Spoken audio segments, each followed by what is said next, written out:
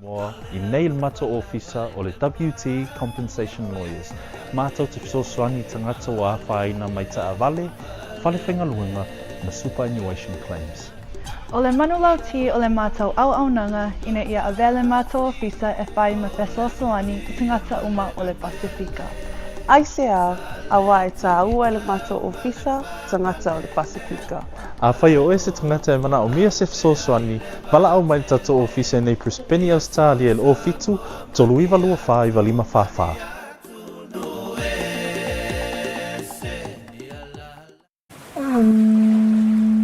Oi, go! Come with me. This is where our adventure begins.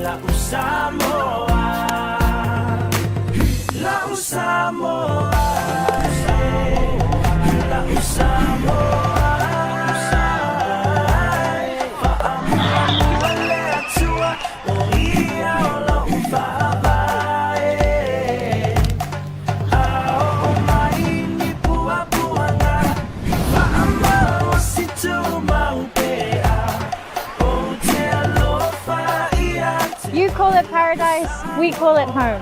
This is Samoa.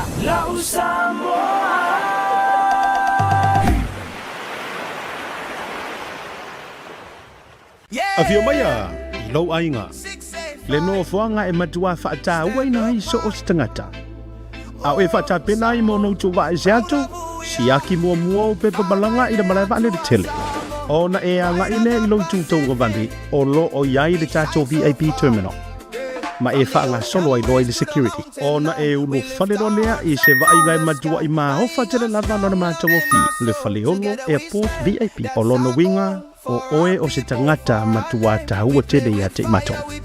E te se e le malu o te tonu o mātou potu whaatalitali. Ma mai moa I ata ti whanga whaafiafianga ma so o se porukalame I a mātou wala ata ese. O au mea inu uma matau mawha Samoa ese mo re taimi mua e te tau nuu mai ai e le eisona te tomi a o whaatalitali ai lau whai malanga ese atu. O nei whamarianga uma e te maua I le nao le se lau sa furu lima tala mo tangata mātutua. Ai lua so mara lima tala mo whanau I lalo se furu lima tausanga. E paulawa le mea e te whaia o le tutongi online o na whaani leo lau City I le taimi e te taunu ai. E te whaonga ina so o lana se whaenga o le VIP I le pito I lunga po le pito I lana.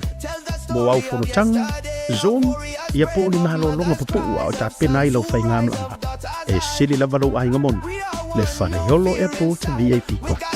We will not hide. Famalosi keep the flame alive. Samoa strong we will survive. Yes, it's safe.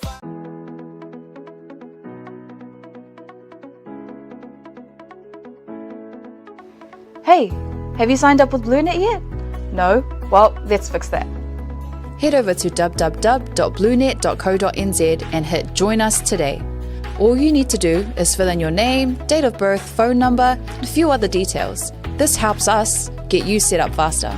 We'll also need a photo of your ONT serial number and your modem. Not sure what an ONT is? Don't worry, this is what it looks like, and every house with internet has one.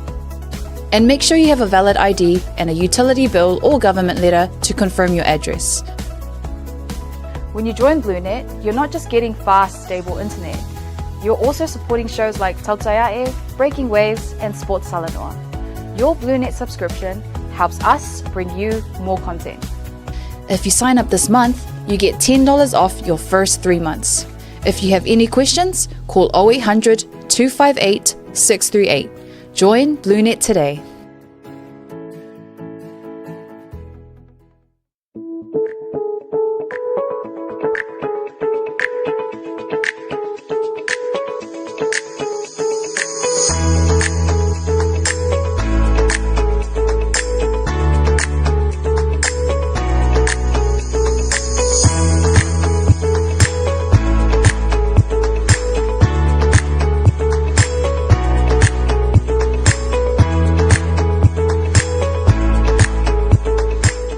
Mo le whaonga.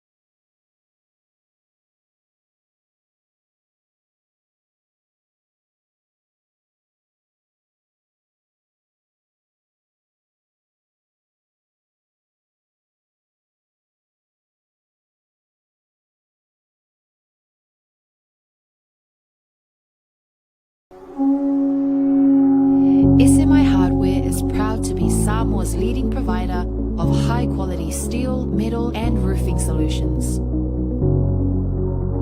Colours inspired by the heart of Samoa, from the deep blues of our ocean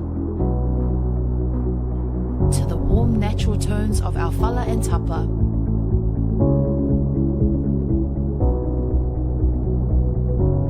To the vibrant greens of our island plants. With over 12 colours to choose from, you can find the perfect look to complement your home, business, or community project. Built to handle the sun, salt, and storms with strength you can rely on for years. For durability and for style, SMI Hardware is your #1 choice. There is no better way to support the 685 than to buy locally sourced goods. Here at Tasi Market, owned and operated by Samoans for the Pacific. Yeah. Welcome home, where every guest is treated like a VIP. As you get ready for your departure, begin your journey at the main terminal check-in. From there, head to the VIP terminal on the left and make your way through security. Then, step into a space that feels refreshingly different.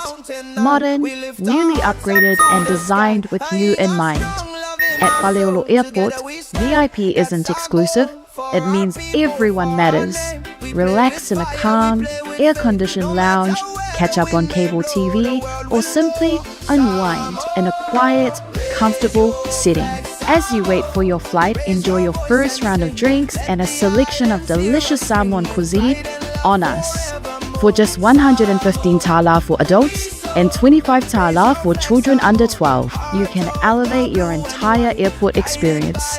Simply book online and present your receipt upon arrival. The VIP lounge at Faleolo Airport offers both downstairs and upstairs spaces, giving you the freedom to relax your way. Whether you're sending final emails, joining a Zoom call, or just seeking a moment of comfort before takeoff, this is your place. Talo for lover and welcome.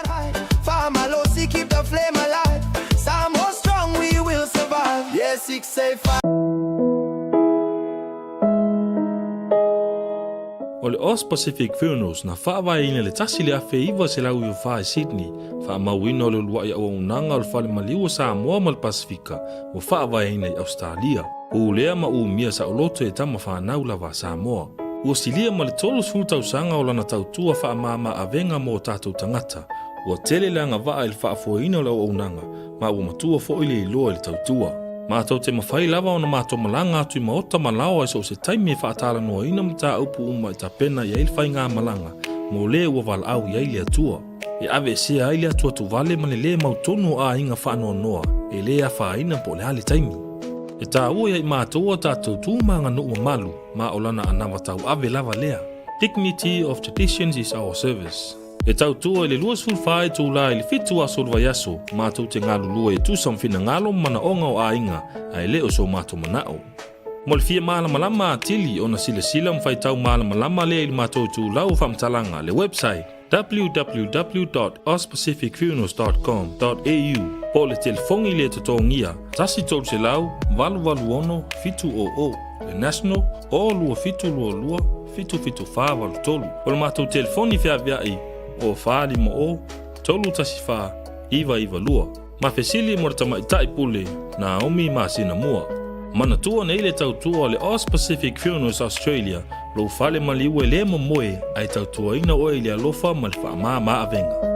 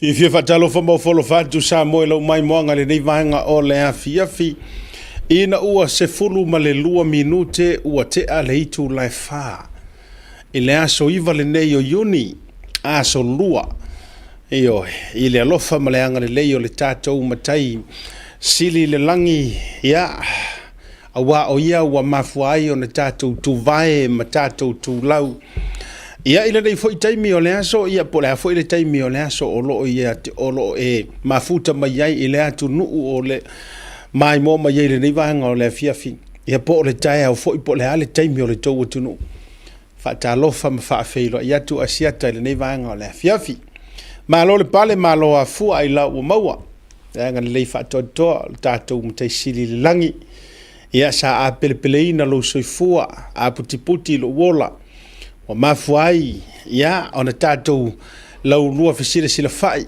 manga fetau o le soifua ia o tau mai le leifo i lunga o le porokalame le folaunga ma le whaapalenga o sa folau o le tatou butino ma lo le whaatotoa le lilo maiava o mai sa moa le leivanga o le fiafi ia o le tau o una masani a siata fale malu ia o le tama mai le motu tele i salafai e fia e whaau le tautua o le au nanga ia mo o e sa moa le atunu utofi o le atunu pele ia e le leifo i vanga o le aviafi wha malo le pale malo le tautua malo tautua ainga tautua atunu tautua e kalesia o i lava o lo fia ngai mga luenga le nei taimi e le imanava wha malo atu asiata malo fai o le faiva o tautongi o se seu walangatila ia fa pulo le tualima fa malo atu ngā ruenga ma faivo le nei aso afe mai lau fa malo ma lau fa talofa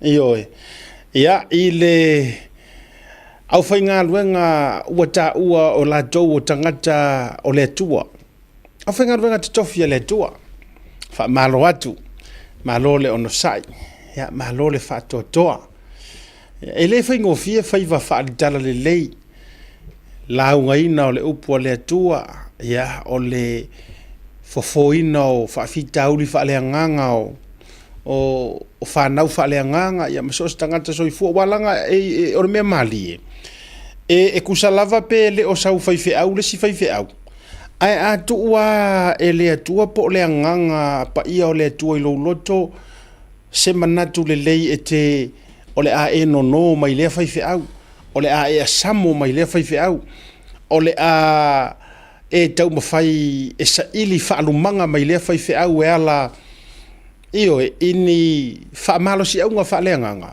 e leʻi se pa tuaoi e leʻi se papupuni o le vaega o le ala le alai ona o fai atu e lē faigofie faiva faasalevi po fai amuiā gisi faifeʻau foi e ofa mai e faigofie e eva i le lau fau malu ai e lou talitonu ai le o se faifeʻau ai e iai lau faifeʻau e mafanafana foi lau soʻotaga le anoaʻi ona iau faifeʻau io so se akuguu au ke fealuaʻi ai ua iaia i latou e avea o ni matua faaleagaga ia te au e ese mai oʻu lava makua faaleagaga 24/7 io i laʻu foʻi taumafaiga lelea tunu o le uiga la laʻu tala e ia taimi so sesi e ke alako o foi ngai whaakamakama o foi ngai nganga vale sausilasila i ai mesia au na sa o le tua o lo fea ngai ma e kalesia ma io mtulang fa pena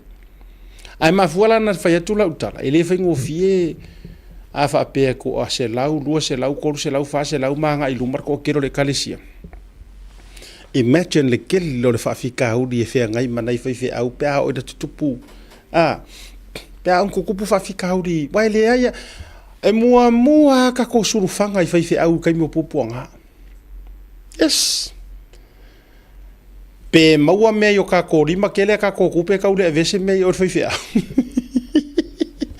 ai a kupu ro popoanga ma fa ngata ti ele i halo mai foi feau por far ko feau ala uma susu lulo ia langa ole na turuale na ole soifuanga mafuanga le na I tangata io ta uo tangata faale nganga o ila tou o tangata va ai tangata tarifa linga ia mafafoaina le olaga faaleagaga le lana so se taimi o lenei porokalame tou te silesila mai ma tou mai e galo uma isi mea ia asiata ae lē mafai ona galo ia te aʻu ona ou afe ani seʻia uu faafetaia le auaunaga feoi o le tala lelei faafekaikele pe tatou te masani pe tatou te le masani a o e mai mo mai a te aʻu lenei taimi faafetaia tu asiata e fai mafofoga tau molimoli o so o se tagata kerisiana matou te faafetai atu afioga i patele afioga i taupousā monike fesoasoani tiakono ia ma faaauaua ia i le faatuatuaga katoliku faafeagaiga toeina faatonu toeina pensiona o auma e fakasā taʻitaʻi matagaluega sea o auma nisi taulagiga me kokisi faifeʻau lagolago sui faifeʻau laisege faifeʻau faauu lotu foʻi e taʻu o lotu faaolaina epikopo sui epikopo presteine sui presteine ia taʻitaʻi au pristua faifeʻau talaʻi ia LDS ia mangisi a te ua misi a ke au faalagiga o tou ekalesia pe o le asofitu mo le mau Iova na saleta ia ma faauaua le lisi faafetai atu ia te outou e le faigofia o tou faiva malo ale taulogologo ia fioga a le atua tupu ai le faatuatua ia afe mai la ia o lau faamalo mo faatalofa atu pa ia maualuga o Samoa i ona tafa tetele mai le manu lauti o le gagana Samoa i le vaiaso na tenei ai ake au e liga o se vaiaso e faamamalu ai le gagana Samoa o au ke kago faamamalu o le masiga leaga o le masiga lagei o le masiga kakoku ko kasi ai e le kai kako fai kau tasi le mea e se ai tatou e tau te fai tau a tele masina ai a o tatou celebration ngar kai kasi aso kai lu aso ai a kako kaulangi e le vela la ko kaulangi fa mai e o lo ia yungi laso e o le ongo lima ia yungi vai kau ke le kai an ka fa pe mai e o lo vai aso e kasi a i onga ko kongor kausanga e tau te tau a yuni so le melia ia o tou va vai mai foi e fa ma ka fia ku vai aso ngan sa mo ai a makalonga wa ia ko ofki me solangi ia la sui la style ia la showcase ko yo of ki wakele o la o makalu foi ngo faisuki a pengi le fakka i runga le me of ki ngo le ofua a of ki ngo fo de no foi le to te vai mai ai fingo the first time le wo ko vai mai wa showcase fo ia kamera a pe lo se fulu isi of ki ngo foi la ka kier fale ia e ona wataua fo ino ta faisuki ia pe watau le ia le foi la to sira mai kai foi la ese foi le level le la ofu ko e sare aisi ai a fa pe te aisi mai a fa pe e ke aisi mai ia le ia la lo aisi mai ele lo aisi mai foi le ai ke aisi mai o le ele ofua lo no winga la la lo le value ai ole kaimi au ke ofua ai pe ole oso lunga le walu lunga le value o le ofking ya kamala le aku sa a fa yo le ngo fa ka wo ofking ole e kikia do sela ko ofking ole le la wo mangengo ofu a e manga o ila kai au ke rope se meo le lima se lau lima su senge a mai singa uri masuka la masaka lunch a malom fa talo fa tu mo to uma o le fa ku pokala me ko vidi mangi ka okupa i mo fangu o le ale me ke vidi me o fa ku pokala me o fe foi lege amalo atu nei vanga o la viafi auto umalava ia vai malile esere manga ia ole o le whaingo le eisi a malele urunga ono, vai, lafo mai ni t-shirt. O le mana ia o mele tau le eisi malu. O le mea tonu ale tau le whee mamalu fo i lele. A talo whatia vale lia muripola Ioane. Ia, ma le toa tele lava o tau lunga o le tātou porkalame. E kanga le eisi whakamari. Kanga le eisi whakamari. E saua lai office. Wa ofu nei, e umana ofu. Ma tau pe i le tātou officer. Rono wingo te mea te sia si mai. E sa role e whai i le tātou po aia ke maua mai po hana, po kal, ia, po le fionga le li pule. E ki sa wa e whai o fele ofu lima se lau leanga. Ai wha mone mone. Ko maua mai le pule i awangi ka uai value ofu e di value umai ka. E fea, ko fise fele ofu lima se lau, fele ofu afe ka langa display ya koe. Ia, ioe, o ta mana o foi si o ta ofu se isui kasi so koe foi kasi mai ai Samoa o kare lava o kiki o kasuki ave o la inga koe ma ua re ko ke manga o fai perka ko por kalam. Ya e fa te lele sa Maria ngal lele sa Samoa mai ia le me alofo ngai me alofa ia ai o te musu ai ta watu le sua for sa Maria inge I me angi ua ko fa sanga sa Maria fa yenko ai kala. Ya ai mana ia o tele ta watu fo ia o tole brand le langa kere manga o ke o fa kasi fo aka ko la ka kele fo I ai mo moria tole amalo mar fa te tele ia te auto umalava ole o pu fa malosi mo tatou de nei vaenga o le afiafi fa malosi au ina fo o malau sa varinga ele te tau fo I ona ole sa varinga le tatou te ai o ko si la ko aua ole ufa mamafa aua ne iti nga fua lo loto ona o se mea wo faiele tua ile si tangata ole fa mamafa nga o ka ko aua ne iti nga fua se loto ona o se mea wo faiele tua ile si tangata fa akali o ile kai mi sa wo fo ile tua e fai se mea le lei mo oi ya ale le wingo la utala wa mafua no fa tu tala le ona wo va ia tu le tele o tu singa you know wati nga tele loto ni si tangata ile kumu ingai kangaka yes sapora sa le fast sa mo ya o aku e mangui ai nga se fast ola ya tu manui ai le tu nu ma nei yo ma faʻasoa na po tele yes ana po ma faʻasoa ai male fionga ya mo malanga mai Samoa po mai fai pule mai tuai e ata tole va fonti fangaloa mana tuala le taimi le nei ya lae tu to tasi le fionga ya mo o le winga la fa matalanga o le manaia I o le ma ori ile ipisingisi la iki ma le fa manguyanga nga ye Samoa le va yaso a kor se Singapore kusa fa mai fa tu sa ale fionga ya mo o lea ua toe maua tonu lava le o sofa inga le sa yai va afo I nga malanga kilo va afo ile mai fea wanan la fo lingor ka ko nga le e tatou va afo ile na vatu fo ia le fast le sa o ha fai pisingisi mai sainga mana tua le tu ainga koleki le nga kilingi ka manga e o le au whaakau ula, e o le au whaakau afikusi, o le au whaakau virkalinga, whaakau ngiusioki le ngiu. Te lole mai mo mai foi le toa tele o I latou na usu fono le fono tele e malua. Those direct flights le ngo mai sao mai sainga. Na alua fiu I le fongo e wale lava ku kama, wale lava e sa pala ia I mea ai o le fono tulou.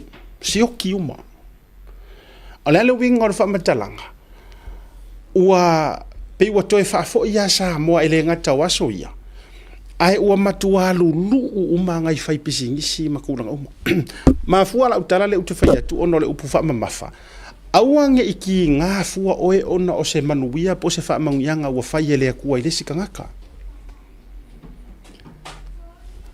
vai tunga le tero tangata wa tusi mai ma tusi lunga ma mai ao ya ko show off ai ola pengifiki la ofu show off sa mo ai la fu ama kulowa isi la ofu la ngola aulia ai le kokongi ai la ko rent ma me talo fai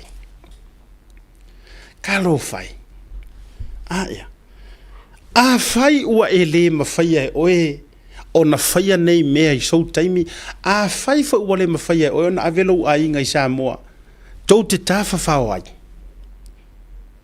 malo lo le ma e fesili le li le tuai ai se a e ua e fa manguia ya la ko a le o ke ola makiva lava a le o te ola loto leanga lava ai se a e le mama I lo uia loto fa malo singa mo kako o mea foi fa penge e mfa kupu kongo ainga mfa kupu kongo e kalesia e kupu kongo mafukanga e isi fa wo mafanga ya a ore sifio kau fanga ilisi el fa so la tele le te fa ya tua fe sili lava oe ya oe aisea wale fa ale aisa uia fua mo siva mai aisea wo le te peste mito e pe ato mo wala vale video le fionga le el tatou pulele sa el tatou TV sa mo le na malanga e ko fa e mo e ir sa valinga le el tatou fa support le minga lo tu fa tu e ke vesilia o ya ai sa wa la ngale avia la fa nga we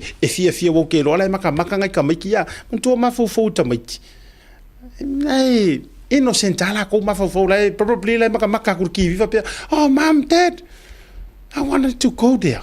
Why can't we go? Ya ara wo ke ya fa sa ngai ka maki mas marolo yo foi la mea ke ya le wa ngofo wa faʻasoa aku lo ko leanga wa ngofo share ku lau fanga fa loto leanga tu ai fu manai tamaiti esa ele me o ke kana ngwa ko alo binga le no faiatu a fai wa le fa manguia inga le tu le nei tau sanga po le nei fu imagina wa ele affordinga lo walu samo onga ore kele o uma e mea te faia e le manuia e ke kango ku ia mea pepe e ke kango ku ia mea mamake e le ma se me ola makupu malausiusi e iailo na mafuanga e mafua mai le anga e te le yo me tauna e tango e se mo mafaake e mo a fai wa ia kunga la siva mai le malu ore si kenge sa moa fa kau paki mar songa miki resi ai vai o ka se kuinga o resi ke ngela le siva kalo karo mai nga fua a fai ola u fa manu ia ile tu a fai nga e ko lau ke lau le overstay mai ka singa me ko ke ka ngo fila lau fa mai o lai over e ala sa va ia tunga ile siva mai tangata ia tu te fa mai lai over lai ola pengifiki lai matua enjoy lele o le whamalo si lele na mo tatou aua ne iti ngā fua ma leanga fua lo loto ona ua eva ai ua whamanguia le akua isi o uso a kangaka lele nga eva ai mawala loani a whai wa ele affording ai o ele alu Samoa ngi kausanga ma enjoy Samoa ono sa lele lo loto tausanga fau le ono suma lima ore kausanga fou ko e oso fo ile masinga marifeku ai a fai ole nei tausanga ia ua faale tonu le pakeki ua faale tonu e pawanga mafuanga ya lenga ele haru sa moi me e se mai isi me ele kaula malama so mai ia ora bari ia e wo ko podi aua tau te popole tu te worry mai a leu te fai atu o ele tangata lea ke leo wa vango e ke alu ia Samoa mafainga e alu ai e le mafaina e alu ona olea ua oti a doa le paketi a ore sifio lo tau lau e ke lau winga le makiva o lea e ke lau winga le su e mea o lea e ke lau winga le ola pengifiki o lea e ke ngā lau winga le ola le fainga ruanga o ai pai malafai e kasiare ma ese mai isi mafo e o fe kuasa ukala kanga kaia le e ye la ko reason ele o hai o le o te tala no atu o e le ke faikio ma le anga lo loko ai ke le fordinga nga e Samoa e ke enjoy fa pe yo la do o le kala male maka upu male au ku fa moe le leile matua fa moe le leile ve aia po le leile mango fa mama wa vai ai wa ele fie lo e tu le mau size tu matu langa ma nga ye o le fa mama fa le na ma le so ani le na mo tatu pe fo ia kia uia ko kongo ma ko e kalesia ko kongo ma ko ainga ko kongo me umo te yer community aua nge iai fua se mea e chale sai fuoro loko i diskaka. Yes. Ki roa a eva ai aku, kau kira aku maro longa, a eva ai aku i lesi o uso a tangata i tono to i kalesia. Bola e langa pisingisi. Se haru e, ale whaakau mai ai. Ya, pe a whai o se mea e mawhainga, e whaakau mai ai. Ai wale ki nga ngai no le fe fale ai nga le fe fale ai nga si ai nga ngai ko ke kalesia a makwa e ai ki halu ma mau e fa mai e la ngai ma ngai ya le so poesia vai fa tuai fa pena se o tatou e a tatou loto nga tasi ko sa un mako pule mai Samoa fa tu o to mai faʻasoa le tatou lo malolo nga bo ke lo lua to i tonu mai ka fara ma na ia yo ma faʻasoa ma le fionga anai o le tulaga fo le media na la tu na vai e ia la vai ngai faʻasi usi ungkua mai makulaga fo le ai o le mana ia yo le latu tal no nga ma fenga nga le ai mai si fo ia isi media le ka ke lo le ia HRPP ma se va nga isi ya tangata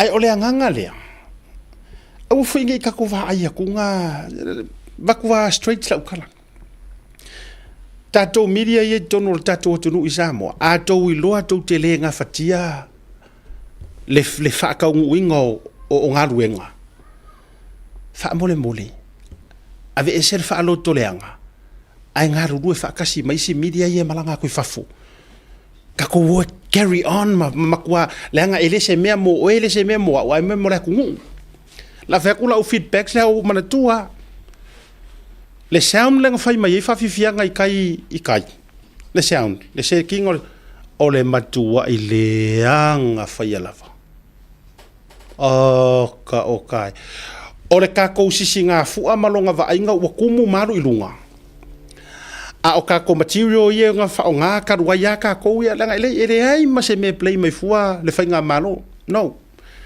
o kanga ka ngai lenga ke kipa mai i ya fia me ke kipa mai aku epa o kanga ka ngai lenga yo leo tatu fa leo te leo e vai la o kire ka fa kuma vivi ia ko a fa ya sa uia kala ma ko o nganga lenga o te lo ya o le a ma to wo e fai me ele le ya na fai a ora ku ala longa ya va ku mo o ko ia le ko ke va ia ka ko le tatu media se soia ia ko ke loko vale soia ave ese fofolo ko loko ka ko ngalu fakas a ko ke lo ele lava ko drones ngai o e fanga mai ko ngava kala ngoha e isi media yo ko fafo ea e me ko ke le o mai ka ko drones nga ka ko ngalu fakas pu e mai o ko lunga ko ngava lenga it's for the people ele a mai ale loko le anga e maka ai ka ngaka ele ava kuar ka ko fe ai ngai e kaliere manga onga ka ngaka ye fia maka mai ka ngaka ele o fia maka ka nga ongi va mua malua la fo isi va ala fia maka ako mai ole nga ai fa no yo le loto tu langa foi le e ko ke fiu ko ke va ai mo lalo let me say this straight to te fia va ai mo lalo mai ma ko le o ku fa foi ngai e ko ke le kai nga ko counter inga le ko inga technology le va ko ma ko fa fo even le fionga le safa apiko par mia lenga umakungi o langa sa nganga nga fai right inside this office mako office lenga umakungi fa sanga lo mako ofie me ya anga fili fa mai ai se ai le inka ko me fa pe ai se we need to do vaku ko inga camera sia me Nga ole waka ko move le ko ingai ku le social media o me waka ko whether we like it or not. Ko ke feel ko ke fake social media, let me make this clear. O le social media le o dominate o le season le ngai mar kai mi ngai o social media. Ko ke feel ko ke fake kai. Wa kan wa pasir kai mor kiwi. Pasi. Wa le vanga pasir kai mi ngale kuri ka ngaka le o le fale ka le ongo e kau kiwi news. Pasi. Alea, kivida le wai kai mi ngai ba. Fe ave ia ka ngaka kivida. Kiwi ke fongi de. Nga ka o le fa po fiale ke ia i lungo le uru, lungo le ngiu, lalo le sasalapa, lungo le va lele, nga ka fa Tautai A'e, ono i lungo lea, ono i lungo le kiwi, o la kiwi, lau ka mai ke fongi. So o le mea ngā leo ke kua lalo mo ufau kua kuai wha mo le mo le ka kou i vai media Samoa. So ia ko ke ka fio mamau mo kou fau mamau. Ka kou ngā lulu e whaakasi, lea ngai le mo o kou e le mo mākou. Ai mo le tunu ulau tele inga ia le leila la ko sila mai. Dei se me fa le kongu ka ko nga ka kol malolonga. Foi mai. Fa filo I got fara lunga tatu program ni vanga fifi.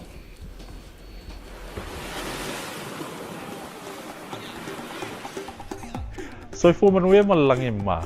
O lo ingo o matai a leota sinau mea tau whao. O a'ua lawyer Samoa I nei mato officer o le WT Compensation Lawyers. Mātou te fisosoani tangata o āwhaina mai taʻawale, whalewhenga luenga na superannuation claims. O le manulauti o le mātou auaunanga ina ia avele mātou ofisa e whai ma faʻasoani I tangata uma o le Pasifika. Ai sea, awa e tā ua le mātou ofisa, tangata o le Pasifika. A whai o se tangata e mana o mia se fisosoani, wala au mai tatou ofisa nei Prispeni Australia el o fitu, tolu iwa lua wha iwa lima whawha.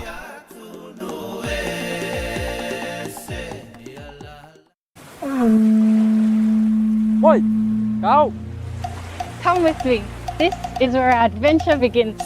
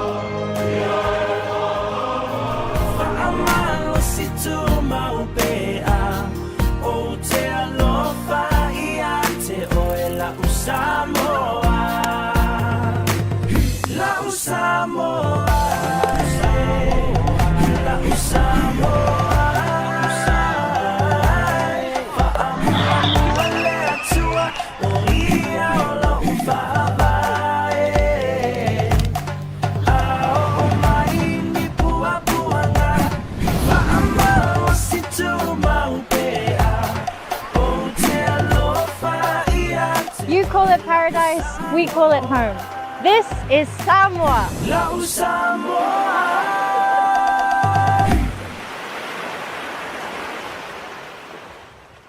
A fio mai a, I lau ainga. Le no foanga e matua faʻatāua ina ai so o se tangata. A oe faʻatapena ai mo nou tu wae se atu, si aki mua o pepa balanga i le malaiva le tele. Ona e anga ine i lo tūtou wavani o lo o iai le tatou VIP terminal. Ma e whaanga solo ai loa i le security. Ona e ulu whalero lea i se vai ngai matua i maa hofa tele lava lona mātou o fi. Le whaleolo airport VIP. O lona winga o oe o se tangata matua tahua tele i ate i matou. E te se e i le malu o te tonu o mātou potu whaatalitali. Ma mai moa i ata ti whanga whaafiafianga ma so o se porokalame i a mātou wala ata ese. O au mea inu uma matau mawha Samoa ese mo le taimi mua e te tau nuu mai ai e le eisona te tomi a o whaatalitali ai lau whai malanga ese atu. O nei whamarianga uma e te maua i le na o le se lau sa furu lima tala mo tangata mātutua. Ai lua so mara lima tala mo whanau i lalo se furu lima tausang. E paulawa le mea e te whaia o le tutongi online o na whaani leo lau City i le taimi e te taunu ai. E te whaonga ina so o lana se vahengo le VIP i le pito i lunga po le pito i lana. Mo au whanotanga, Zoom, ia po ni mahalo longa papua o ta pena i lau whai ngamlanga. E sili la valo ai ngamon, le Whanaiolo Airport VIP ko. We will not hide. Famalosi keep the flame alive. Samo strong we will survive. Yes, it's safe.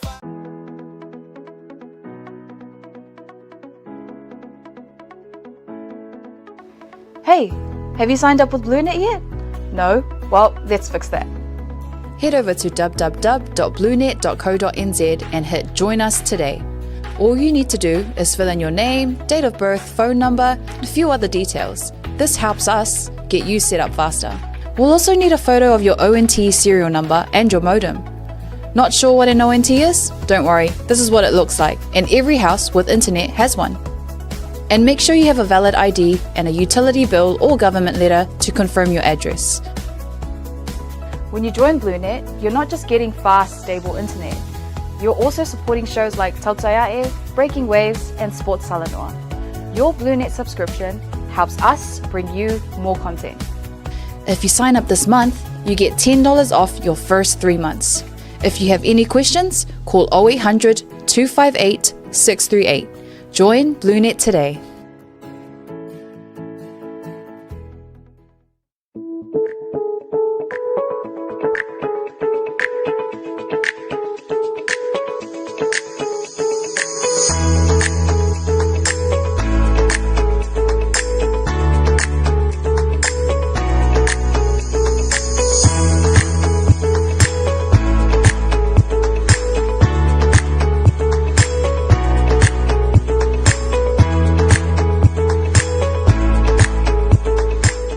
Mo le whaonga hino.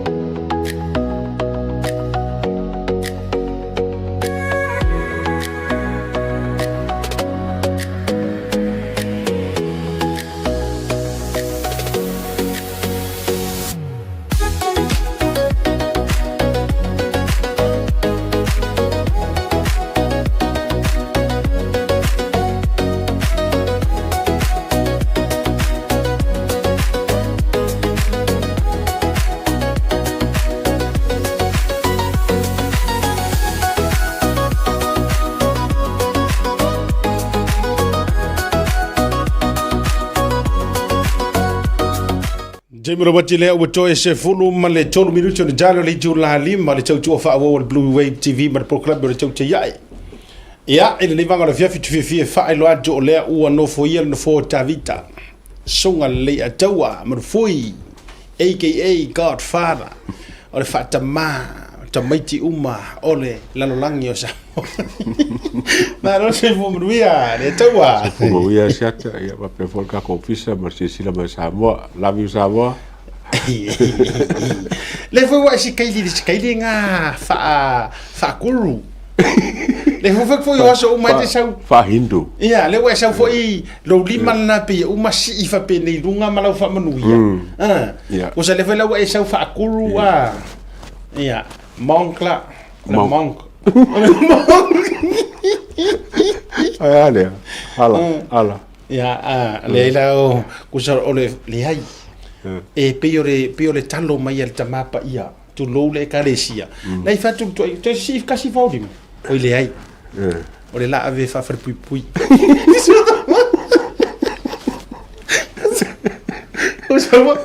Uma ia jury la faka uma jury wa ia coffee ko se furu ko sulu.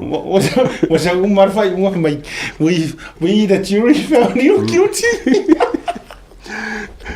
Yo a ka fa ko fa ka voi ka ke le fifi ke le ka se lima ai ape a ka fa ko fa ka ke pa ingo ia Big ke yo big ke ai ala la fa ko fa ka ua e alofa tele mai misia ke roi pa penga le limau o fo yo o esa peka ke mireri for ka vale foi le a la ki ke ai vai la fa pinga mai ali ape ke rona ka fa ka o esa peka le ka mau mai ko nga ka Charles le ai or ka le afia mai le island food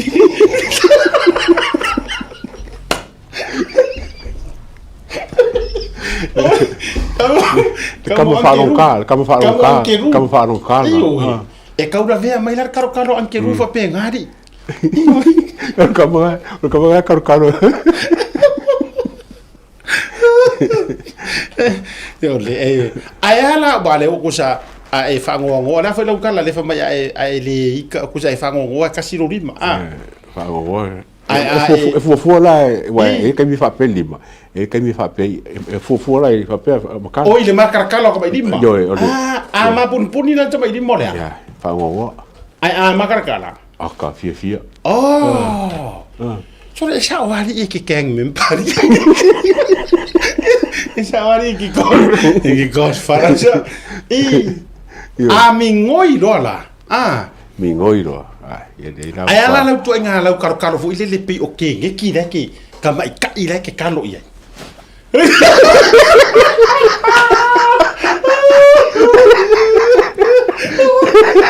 ya si ko va ser casi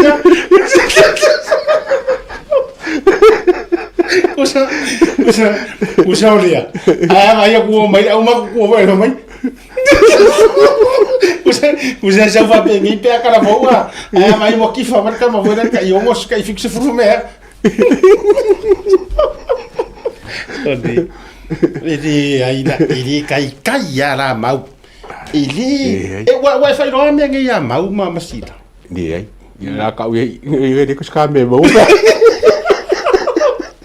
ko ale mo ska me mo pa ko ro o kai ke mi o fai mau o fai mau ko nga ka no le papel a vera me le fai mau o mo kwa fusi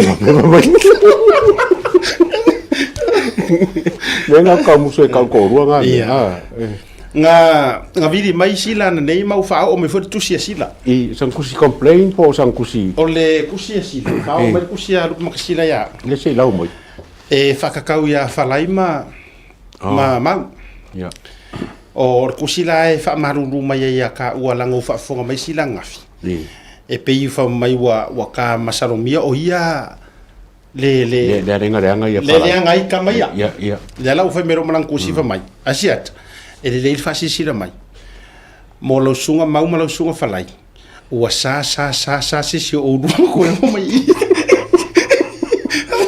fa mai paule mea o mai e vakurua se vai ngalo i lo ofisa o mai e vatu ro se vai ngalo i lo ofisa o mai e vatu malua ua tatu tetea ua fa sa o luan to mai i moto oi so vai da ka ko ia karofa ia me la le langa ngasira fia sila e le pe a ka masa sa mi o ia le ku me e le ska ka le fo sila o ia o lo le a sila le ko fa ka nga fa la ko fo ia fai lo marcus ya o lo le la vai le ko ko fa la fai lo marcus ke fa ia o le na mo mai fai aku ra ia o mai o mai e ave ese le lisi maro fangua o ka ko fong fa vai o kapungi o mea mai mai le kelo me ia ai fa le lisi a fe ro pako le fanga e mau wa o mau ia o ro pako a fe ro ia ha o mai fo o to ye mai fe le lenga le mai ese ro pako o le o to ye fo se fa mo nga e vai e mau le o pako ia sa o le ki kapila o ave ese mai fo mai vai la ka ko ia ai al por causa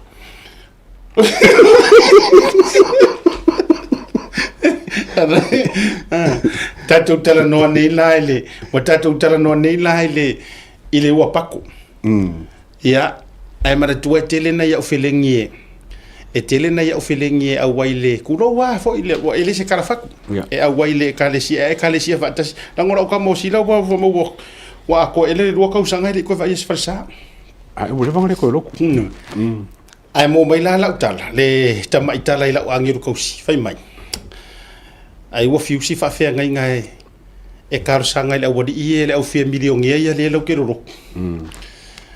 e se so swangi se isuai se wa pako rango ka kan ngoro pako masingi se isuai nga ruenga e ruanga ruenga la si de flefa fo mai fo ile sunga fa fe ngai la to fe ai apparently e va ku le quota le se di e course full mon ku po fe i ro pako e kas ia e fa nga e su e mai ro pako vai le ngira ko pako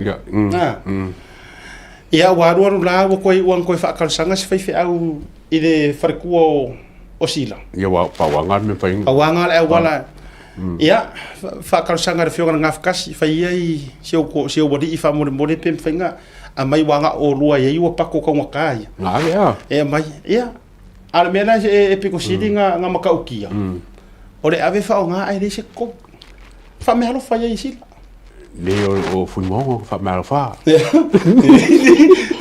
e vai na ka ko le lo winga le sa le ia le winga la tala le se senga la io la ofia milion ia tara mo ile fa tu samo ai fa foga me for sunga fa fe ngai ia fa nga le o pa kor ka micro fast e suai me wala nga eta pipi e ka ko ruia me sa ola fa foga me le tu no malo io nga ka bulu bulianga mau e dia dus o suangol o mau la le nga ngai male ya e moli fa malo fa tele na wo mo tala le moli fa malo matsila va ya e pe ana fa yetu ele tele temi fa tele tuai ia na fa manu yanga e meseo ave fua ia ile o pako la ngai fenka o fi aulo fa kangina ai fa kangi fi aulo bodi ia le ia fa pure le o freka nang kama wa lo kuinga ma le si foi ile ka fi ku di ese mala ka pide foi ia e lo ko foi inga ia langa de o pako lo ringa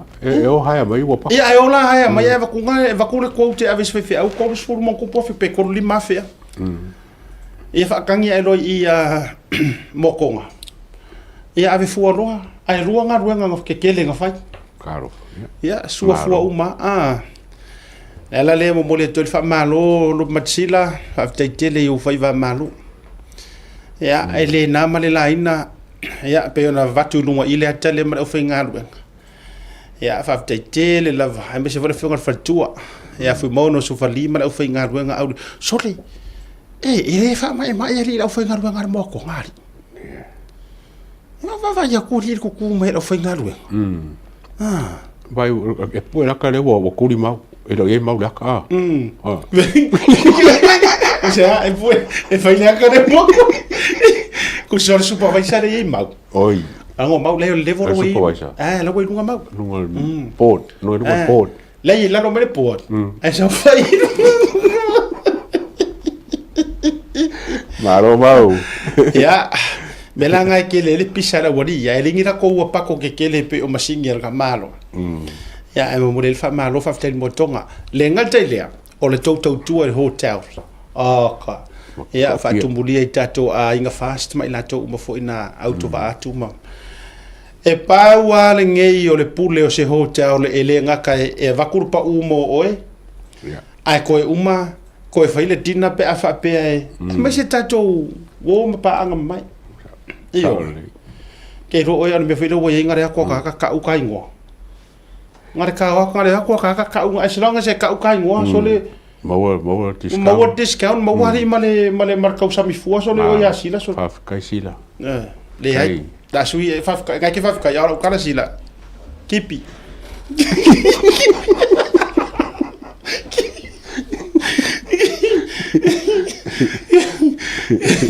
Fale manga ya foi de me ole aku fa nga mai ngoi ai fua ya le makeli ai fua ma ko ya vai yo e kasi le le pokala mele la uri de sungu me ka ne la uri le yo foi la siamba le lo ya lo ma sa lo ya falai o siamba me ya lo ma sa lo ya falai e tatauna e ese so kanga fa la pior ka la o ayanga o aya ma o mau e ilo na so tanga fa Mexico so wa fa campi suri kama pi Kamarai, olha ko inga kamare po big show. Ya. Mau ya. Ko ngale ya yo ngale the giant. Andre the giant. Oi. Ko ngale. Ya. Lale la ngo. Kamangale so morongo fu ai pi fai pa ave. Fa pa ave kasi wo de. Ya. E kasi pa ave. Kamara le fai pa ave ngo ngo pa ave.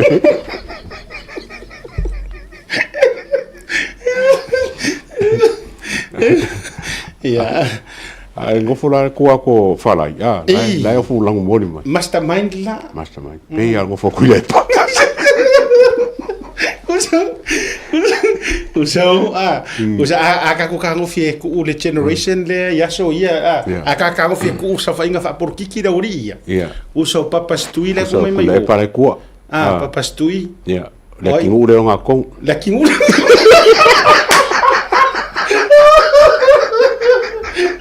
Awai, ona kingu. Awai de pico mai dumo. Mau. Master kama.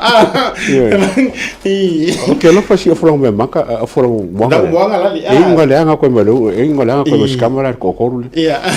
E kasi ala wa sa fa mes kabiki. Wa afalenga. Ele anga ko. E kasi ala wa kunga. E afalenga ele anga. Kuseli baya la nga ele fau. Ele fau le anga skama kamde wari. Kuseli ko kasi kausaka.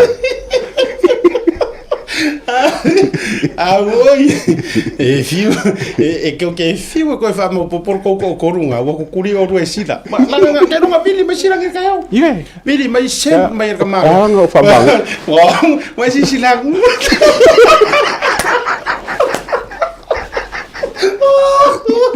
Wai, sorry. Sa kala.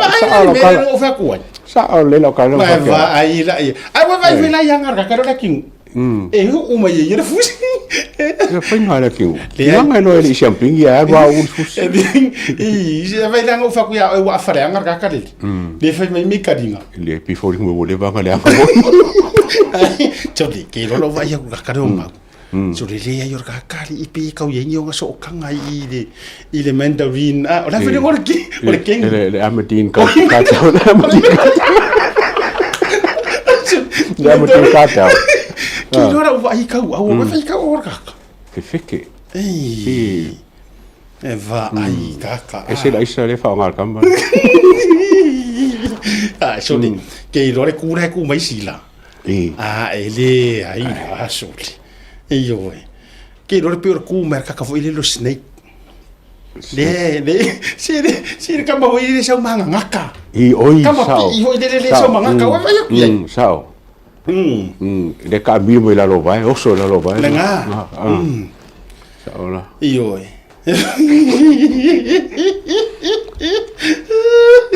Ele vai lá o camo fala e malanga fusi. E oso arco inga kangosa o arca maro de fusi. Dia. Ona i motunga afa fo i mona yuso. Io.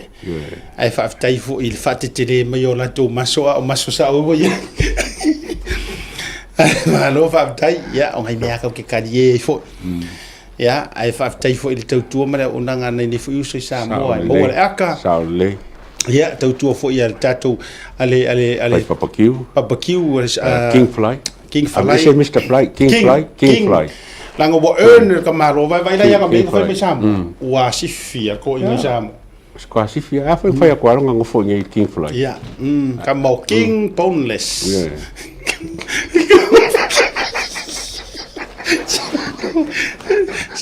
Se ngano vai ya ko so. So I lele la le vai ngar ko inga le fa pe. So le por ka vi ore e makua fa nga kanga I lo ingi so onga o vi ore kanga. Fia ya ka ko vai lu. Ya. Awale ngalo le tautua le Jevik Island Taste. Me pone Australia. Ya, wasila fia e ga. Le suafa tafao le tamalo. Ka vale fai papakiu maria. Mai se fo ina ya tatou me le pone. Ya, vai le unanga ma le tautua. Ya, o tatou sponsors nei le tatou proclame me se fo le tatou Moatoga I Samoa. SMI moli fa malo fa te tele Melvin ma tatou au fainga luenga lo fonga fia le SMI la tau. Malo fa te fo ya me se fo le tatou digital. Tatou my cash app. Ya, fa te tele tatou WT lawyers compensations mo tatou Australia. Ya, ona ngalo fa nga a tatou talanoa I tulango maliu Australia I sini. Ya, ele ya se panga tatou fale maliu re fionga ya vui ma fale tu Naomi. Na utou sisila tulanga fa nga tatou unanga. Ole upu moni ma utou tino fa iloa ya ila tou sa tou mo fa la uloa lungo tatou proclame tu ya. Mau ki ngoa e mau fa ma venga. Iyo. Ta uyai sa auto maua tatou fa la uloa lungo tatou proclame. Lango suwa tatou au nanga mai la tou. Ia tatou fo I mai le atawa. Ia a mai ni nai motunga a fo me a matan tupu mai Samoa. O le o ko ngai ka o le o ko fo le mai le ko I le nga ka fia mai le ka pule Vietnam. Le sa le lo ko la fo le misio mo la ko ki ko le ko la ka e la ia James Satua le dire fa pe le so fo le fa pe anga le una le ia mo le Fred Papali o Fred Papali ila nga mo di mele o le o awala pio ia corrupt ia fa pe nga fo ila ia James Satua le anga le una le o le corrupt mar ka fa se le o le la ka fil ko le mo le si no va so le vo ko loka bangaila ia Makita Charles ke lopo se o fartuan o le tamaitai lea per fartuan na James James a tua mana tua foi dia tua to lo o la ua tonu ia le na to ta fia mai lava ai toi o seanga tu va ese de valele ma fareolo o ngala ko kala ku i ngala on pay conditions lo ngala ko kala ku anga ko rula la lo kapea o ngai ia ku ngala le nga aga foi moria nga ele nga foi moria nga la fo nga ele corruption ia male bribery ia mata mafai ia sunga James tasi na moria nga la o mai o le tau mafai fo ile e fa Tautuana I tulanga fa so tulafono si official immigrations ina ia mai fai ona tula o e wona I tawhia. No ingo kau awe in kupe. Yes, tūlanga fo lele o le whaonga o tūlanga o tupe e totongi ai le se mana onga ina ia o a o la ua iei le tawhinga le tulafono. Ka pea pripil fo I o whainga paroka. Na tonu langa. O le update la na le ua umai, le ua peo le taimina I le tūla I la tau ilunga. Ia o la fo ia toe whaawau lava ia tamu whainga fo ia loia. O mea masani lava ia I le tūlanga ai mara tua mai mana ia le forsanga le fionga te maita I whamsino ia talasa le pene tau a mai le tarasanga a le sunga loia o lo tu mo I latou ai mesele to rua leo James ma pe ia siona faratua le whapea mai o le a tele vai aso fu I le pe tau ai inga o tulafono I le tawhia waka kaunga kala I kua ai mana ia le o mainga le fionga te maita I whamsino mo whapea mai o le maka upu le kau fia ai ia vaenga lea. O le o ka maiki ia e so o kanga I le kampangi lea. O fasioki kanga se kanga ka Samoa. I se aku esi. So ele maman me lea. Ele va ai mama ai la fa masingonga. No winga ato e fa matala ina le sau noanga le fionga ia tala sa atoa. Ele mama ia u le fa le kua kol vaenga lea e o mo ngi kaimi. O lea e o lea ki le, it's an international interest le mea lea le ua o le case lea. O le case o le ua kalangoa le lalo langi. Ai me se lo focus la langi Samoa. Yes. So ele faigo ava ai mai la le lalo langi o Samoa o le mama sangia lea o le vave ku ufau ma release fa pengi o kangakangi. Ma e fai atu ala utala le ataua. Ele ai se mea la amakua la fai se fainga fa piko ele au laiki ia. Yeah. A le anga rua mai kausanga ma le afa o ka fia mai se. Ka fia mai se. Ele la se mea la alainga ka o fia pea. I lalo le vavainga leo leo. Se ia fai ma fa tau nuu ia le. Pe kaui. Me se o ke mi fongi wa kau e onga fa I loa e makarenga leo le leo la kususuenga ma la kofenga la ngala ua focus mo mai ia camera sale la langi ngi Samoa ma ko rifo de ngok ngi Samoa ka mai fa sofia ia ka mai o Vietnam eri wa ku Australia so la focus Australia ko king ma ka ma la focus mai ko ka mai Samoa lo ngara it's time for the department of fonga lo e shine ma fa lo la lang leila ele ku mamai nga fo Samoa la ko ia ko nga be fa le na tonu no o le wa paka le aula iki ana maka upu le na o fa tino le fufuanga le anga le pa le aula iki ka ilo fo ile me fo ile nga fa ile to Samoa ka ko to Samoa le nga fa ngai ma tu langa le o makwa ko ai le la wonga se mere le ai o matua to e mata itu o mai le la lolangi. O le fole tu le mata ipo ele news ma le media ale la lolangi mainstream media. Po le ale si vai ngale si ske pule la ku pule o laiki. Ya. Ai mo le si la fia le to tele. E atangia mai. Isi tama I fa mau ngale sa o mau mai tu tonu Samoa.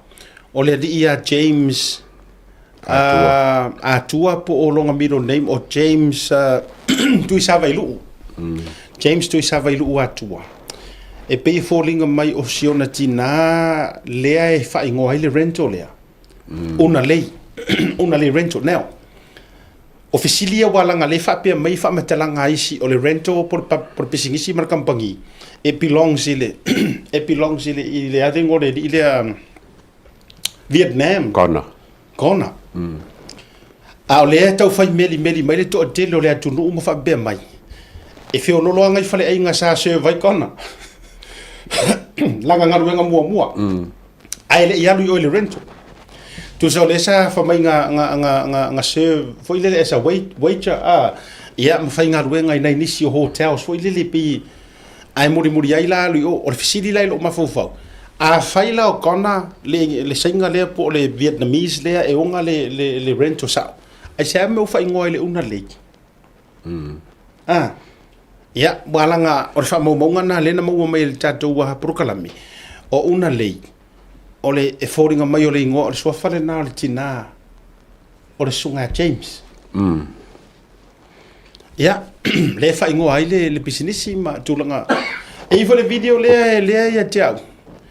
O le video o tamaita I fo I le lau ke fai mai fa lau loa o le ka rental le. Tamaita I Samoa. Ia la fo I le manino al le sau noanga le tamaita I le na te fai mai fa lau loa mai fa pe mai o le company alonga kei longa cousin. Ia ai fa sino ya James. O ko ku mamanga me fa penge wala nga lo ri nga ku fa nga restaurant me fa penga ko kiri lo wala ese nga fa nga o ya maka mai ko nga me fa pe langa fodinga mai le fa sa longa le o kana o le rento casa ila lo o James ai sometime lo nga ko le sa lang fa sa longa fa pe lo nga take over inga le rento car o nga ia So e ke aula ia e ko fikira uri i nga o fa nga ro nga mai fa inga me fa penga e le ka ko ka ko inga nga me ai a fa e ingira ko so kanga ma fa nga ka tau si e fa ia o wala umangi fa ka ka hoi ka pe fo senga ia mai o mai o fa nga ro so ka mai mela ki fa pe umba nga e ona la ko pisingis ole credit ole mata upule mo moli e lua vaenga company o te whafteia i le mata ala i le vaenga lea. Wa anga sau i whafore o vaenga ia lea tua. O mai so mai lau so e fiu ka koe. O leo aku nganga e le koe e ngimo koe yama o ingisi e kungu. Ai mo mua moli whamalo ma whaftei tele ni tanga ruenga o leo lato mata ala. Lato mata ala ina ua manu mai le mata upule. Ole me moni lava le atua e le fuafua inga e le wadi ia e eskengi me fa pe le ora bo le wadi ia go i le kukuri o Vietnam ai pe foringa mai te ile manu mai le news nga mangu mai le news kom failo o ese ai fa tain tanga ro ngol le vavir so tainga lua fa tai tele le fionga por silio mai valili ya tu marva e vile malela to foi a pitola awa anga fa pe ai e o so mai le manga o ngau leo ai whakamala aku in mara valili e sa o leo ese le tau o le mea mongianga ai whawhitai o le na maua tala nganga korosi mai o le ofisa o ku o leo ia siaki aku mai in mara valili e siaki aku nga e wha mai toi pe koe lima e mingu ke ai lau ia leo pa se seo ale pito la vailua i luma le tangata lea. Saungi nga lau mai a off lo me. O whamtalanga na mau mai tatou mo le mau whaatotoina. E siaki e tunga. O lae pito no foa lea e so o lo makenge i e la winga le pases. Lono winga o lae nofo le lei le tangata lea. Ma lona i loto ma lona i loa. Tu o tai. Kusa nga sao e kong kut pai sa mo ai ale sao foi ya this is it faftai la ele nga ruenga faftai mo le nga tau faftai ai la to e yeli tai me le se ato to ai to telo tatou fatinonga nga ruenga ai se ai le or ko kaufia mai o le nga ile ai le itu va ese ato masa mo ya pau nga o le ferry foi le asiaka ai longa ngai lo ie ba ve fa per mele ngo kama ye fai pua wa anga lo ba ve e su aku le vanga le o le mea foi pe anga i loa o te longa foi le ataua pe ana i loa e le eskengi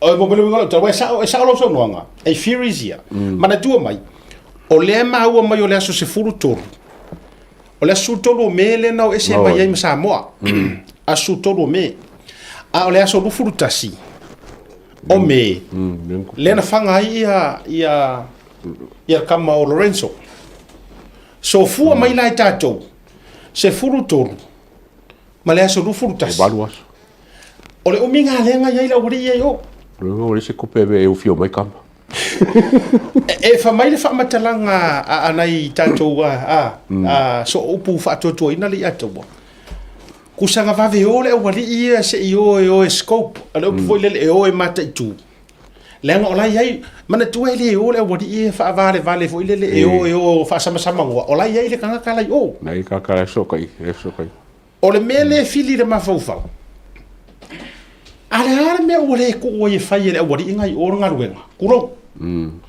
ole ngai ole ava ku ngai ka maiki o ngai le o ngale lo fofoa e kanga ka lo unprofessional killers never ever done dealings or in trouble more for kula fongo so far vai ale ngai ole ava ku ngai ka maiki amateurs foi le amateurs innocents o ako nga upo mfinga ko le mafau foi le lai makua mu ele mala malama ye ko nga mela o aka ko fa upo se ku o le oso vali to nga malova foi le fa pe mai fai langa o le fai me nga 1.5 million malova le na e yele ko inga malo vale fo ile le oso fa monge oso male lilo I mangaku e mo ile mele la fai a fuala ile tatou a fua nei la le a tau I fa mo maunga tatou por kalami aso se furu tolu lena fa pena tu va ese maia su tolu por su fa a le fa mawina mai le taimi le na fasiotia tu lo matanga ta valena le alo Samoa ya Lorenzo le malo o le solusu martasio me o longo winga nga ka ungu wale tangia maina malanga le Fijian Airway o le Fijian Airway le ngawala uria o atu ala wali le Fijian Airway transit oi Australia o se tasio vaenga na maua mai le tatou proklami se tasio mau fa tutuina le atua nga le kau kakala sa ole wali I le ofisa I Samoa le ofisa o Samoa Airway e le kau kakala sa e o I Vietnam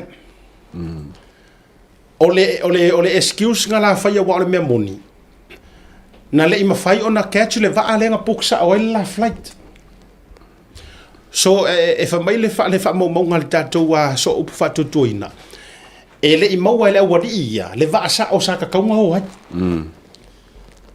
ona toi o lola ia le toi tau mafai e toi rebook le la va o I la le rebooking o le va le la e ta auto mai ai nai information sia e maua enga e le pukinga e ese le tangata na pukinga le va e ese foi account e sa wele booking o wali ia ko rua o le fa metalanga e fa pe mai o le tala le wali ia o le la anko le pukinga e o Australia e o le fa mo o le aso fa ngau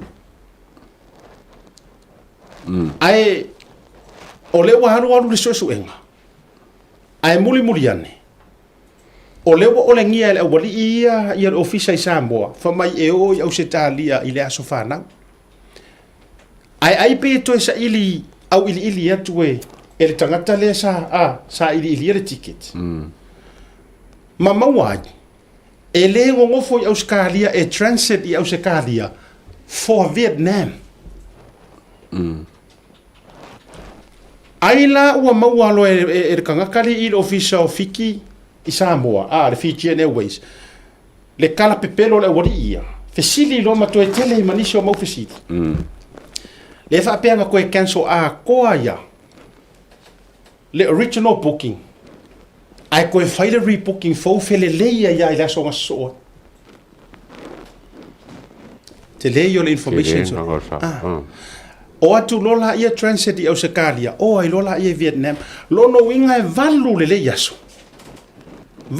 yaso o lai makai e wadi ia fialua inga according le la ko fo intel life akar kali mai o Vietnam so lai o mata itu wai le fa penga le ko ngi fai ro kai e o atu mata itu le po fe ro wa ikir kanga kali o le arfa e ngai ro Lorenzo ai kulo o ata mi tai mana friends tu langa fa pena le la na tupu ai ro mele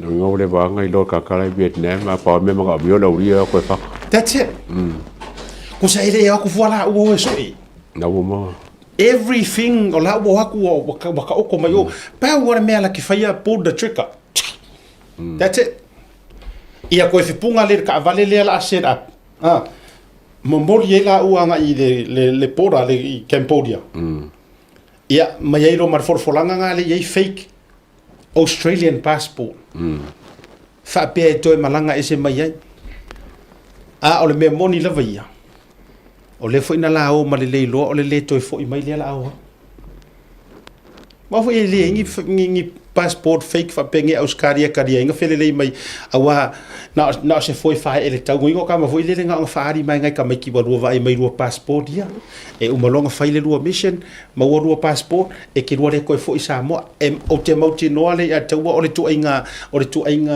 ki livanga nga ave le message la ula ia e te ro le to foi Samoa e uma lo ma ro passport Australia lo fo le lo pe ko Australia ro siksengi se vai tanto le fai ko so tela longa ma le rua 1.5 million lea enjoy your life lilo mangaku o le malanga fo ile nga o ai It could have been a one bye-bye Felicia. one way ticket. Yes, it's a one-way ticket.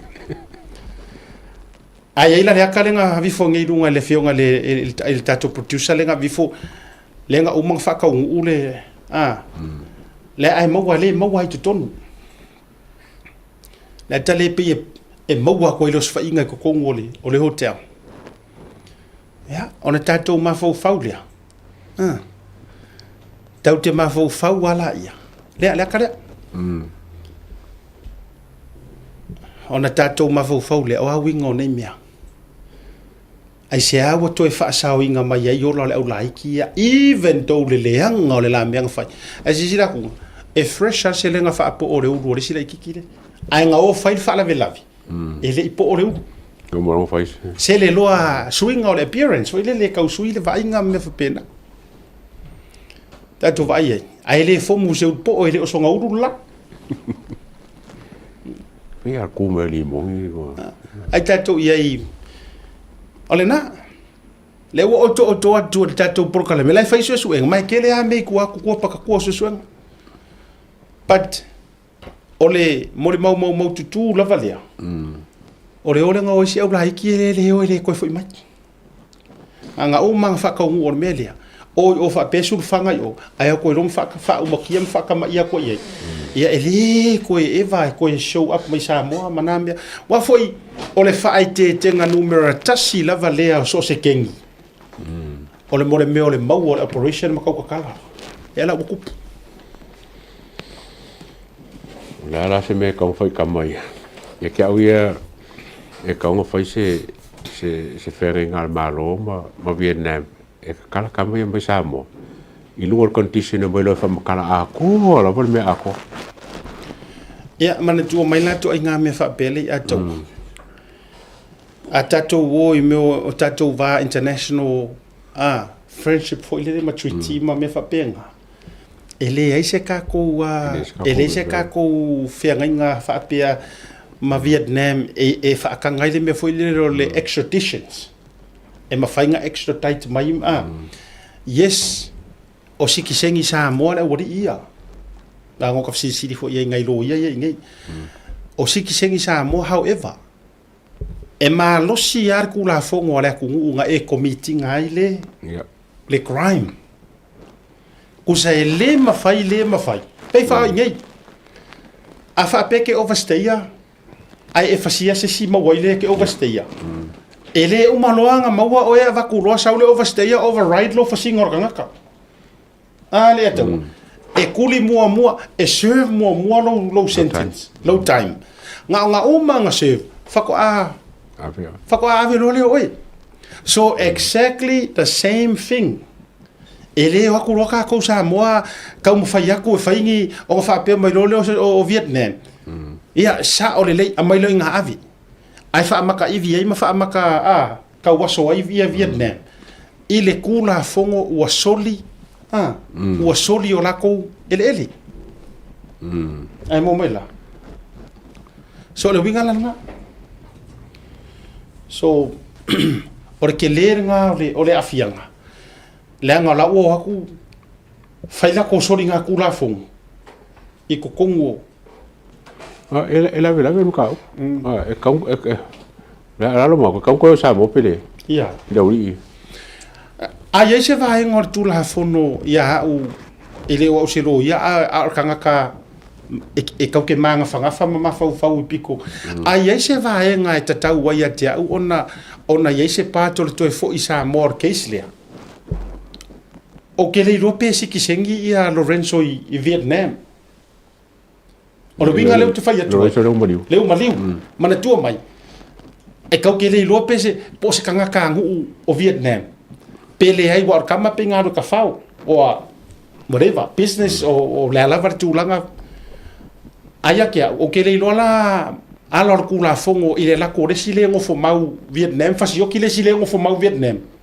i ko kongo Vietnam o to mo a wala nga pe ka fio lolo pe nga wa ko ria fa yo ki ska ka ngu o Vietnam nga paunga ole argument le ka ki kilo ka ikai ai po fe tonu fa ani for tulafono mele o mo si 2 or 3 foreigners le ua haku fai le sori ngā kūrafo I ele ese so maybe e paunga o se argument e mawhai ngā wako e Samoa e au mai pēr au wari I e tulau I ai manguala e ka whakoru aku ngu ui aku pori mea lea Samoa, Vietnam and Australia ai mo mai lea tau Lorenzo le malu a citizen of Australia even though or Samoa ai langa isi kisengi Australia o lea la e wakangaka vale inga I Vietnam e si kisengi Samoa ai mo so e le whaingo fie le kilo le whaingo le case lea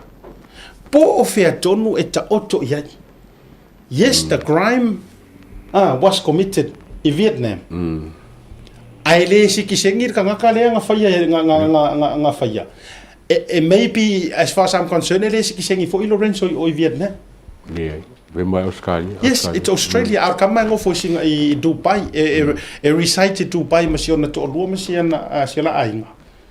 Ia ai ole Australian citizen. Ia. Sei ka ko maka ku pe. Ai fisi mali ale ole to inga mta. Ia. Okay, sa o ka fakor ole interest Australia ole breaking o king. Ia. Ia. Ia ka ko interest la ka ko so kanga ala uri ma inga I feng so sangi Samoa Australia so sang mai Vietnam pe foringa mai ka ese ki case le nga le ka fa ko le ia ko le afia ai sa oi ia wa I ka ia le winga le fonga o se kam fenga ba ku Samoa inga ese se fe ko nga inga funga inga I fainga e kamba ia o nga au mai information fainga so sangi Australia e breakdown na ia e kenga Australia ia te a fa mai fo I a inga o a fa mai a inga le wuri ia as much as I le leanga ma le ingosia ma le makanga o le mea ngalu o fai ai ka ko ka mo fai ia wa ele se mela sa la ka ko songa o madiu les kangaka ale la ka ko va vai pe 40 mari diu le wadi ia wala nga le ka ke va vai fo I kula fongo fa penga Vietnam a o le fautuanga o ai lava o ai ngor o fa ngau ngei o lo o maua se la ku soka inga o le tu lalo ai ale Tautai A'e mal por kalame e ia le mafua anga nga faʻasoa mai ai o la ulai kia o le mafua anga fa makala le mesa ka u mesa say the truth will set us free ka u mesa o le faukuanga le lei ia nga ko ke vea I whangau ia ioi ave sa o ai le faukuanga o a uma information so lo o malama iai awa a fai o le kua pakakua o ngei mea e ka milo I le oki I ngei whangau o le ala mea la koe ku uengi si mea le tau ia a fa pe foi la saule unga Vietnam e salauki Vietnam ia mo lusi a ko le information te winga na le na tono wa mai a sa ngei lan fai unga Vietnam fa pe mai Vietnam no ele evakua ele avea foi Australia la fai le mako fa masigonga la ngore ko mai fai fa ko mai fa ku puinga ia mako mele ai saule unga fa te inga salauti ole ala le mea la tau to tu ni si mea fa makala loa fa matala tonu loa mata utino lo solo le tama loa ia po ole ala vai e ai si tu ainga wa ka ko o sila fia o mare mea le fainga lo tele nei o meni o tulafono e ai mo ta o ai inga foi lele matios foi e fai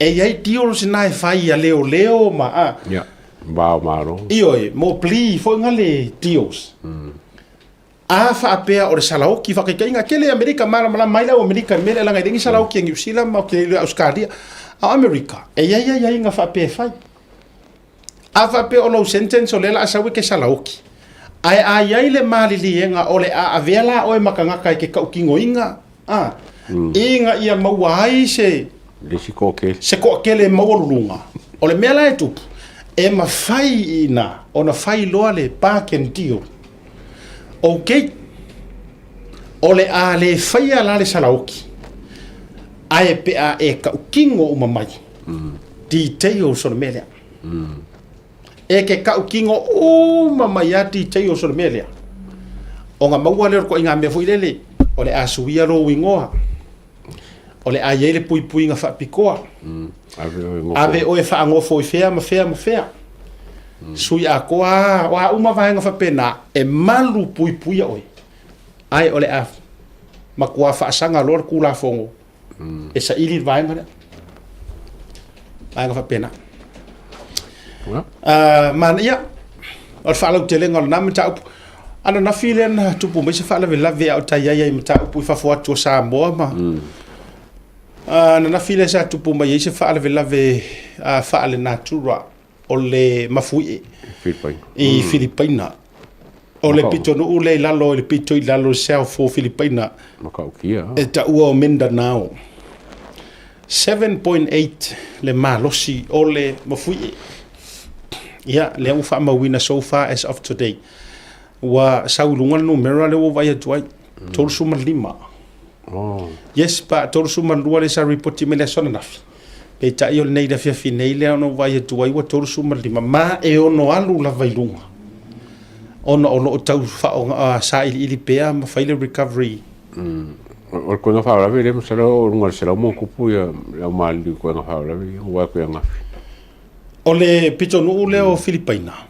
ia fa tula tala wa wota lua tau sanga o tano foi o Filipina ia sa ho ia e mana tua mai la o le pitonu le ta o Mindanao mala malele ia ia ile to tele o ila to wa malanga i o wa tala ai mafai fi au tala i o manisia i vai nga ese o le pito le ta o Mindanao ia e la tala ta fo ile pitonu o ta o Davao o Mindanao e le po Filipina it's the most dangerous in terms o le soifuanga lango i ngo fo le fa ku fa lavi yes la ule ka u fo ngaro terrorist o i Mindanao taimi fo i o matou tala i ai o e le fa tanga ina ni foreigners ngawe ka la i le piko hule o no va nga le e afi fa tanga to po le fa Britannia fo le kidnap ai mai se ala kama mai Amerika e lolo o se fai au mai Amerika au se kalia perkangia ea on averole o e tulo ai fatanga tau ai sai kulo ia ai pu eleta ai senda ngai o ina ia mo meni tu pesetele o aunga nga piko hura so la konga isa yes so kupe mai ole pitonu lo Mindanao ole tele o tangata musalemi no fo tulo wa nei yes mala mai le wa nga ia ole vana mato o Filipina ia ole tau fa mala mato ai le tulanga ole pitonu wa ke le o le aku o Filipina ese fo inga ngana ma ia le nala le wa nei le mafu ele so na nafi o le tatalo ile tua sa nga le mula nga ye kama fa nga ke le sa mo la yo tele le sa mo la yo ma ya ai tatalo ina ia malutielo la to soifua ya o to fo yo lo fa fo mai ia na inisi o la fai fe utala ia po fo inisi o lo o au mau wai o le atunu a fai o le te mafuta mai te uta ia ma sir fiel tato proclame messenger mai po o to mai po le ani nai va inga fo ia po sa ngale mu o to sa fo pele se tato ai na on fai lo mai lava ia ise fe autostosia e ta uma ia lo sa ngale mu le to tele o ni tama fa na wa sa mo lo ina ia fai fo ile ma fa lo tele tu mali a sunga ya li ato ya tu langa ole I hope ma se mai ngo o Carl. Oh yeah. No, Carl's from Carl, where you from? Luso na. Yeah, o Carl lai sa mo piko ngu ilunga. Tu sa ata tu ule map New Zealand. Tu sa o lela vea ia Yenge okila. Christchurch. Christchurch lela vea. Au Carl ngofo. Au Carl ngofo okilang up north. Fangadei. So ole langa na fa ngofia tu ai mole fa fonga mai ele. Ya ala tu ba to telefone Filipino ito no nei. Ia o leisita to wa tala to ye la vai ye tu i fafo. Ole lona le Eden Park so fa pe wir ko pakari ko ke fe mi kai mai ko pakafa pe kai kari wa Wo umanga pe ia ri ia. Ai, le mo ke musu. Lo ke vai ko le ko ngel fong fa vai ri. Nanga. Ia, vai la ia, ole tulanga le vi fo nunga tatou kala file fa molea. E kai pe fa ngo district fund fo ngai. Ole fa ta u le vatu le tatou news le. Ai ta u fo mo tatou ia no fo nei. Le wa se kiwa e Auckland Council. Ia le lona le tatou Eden Park.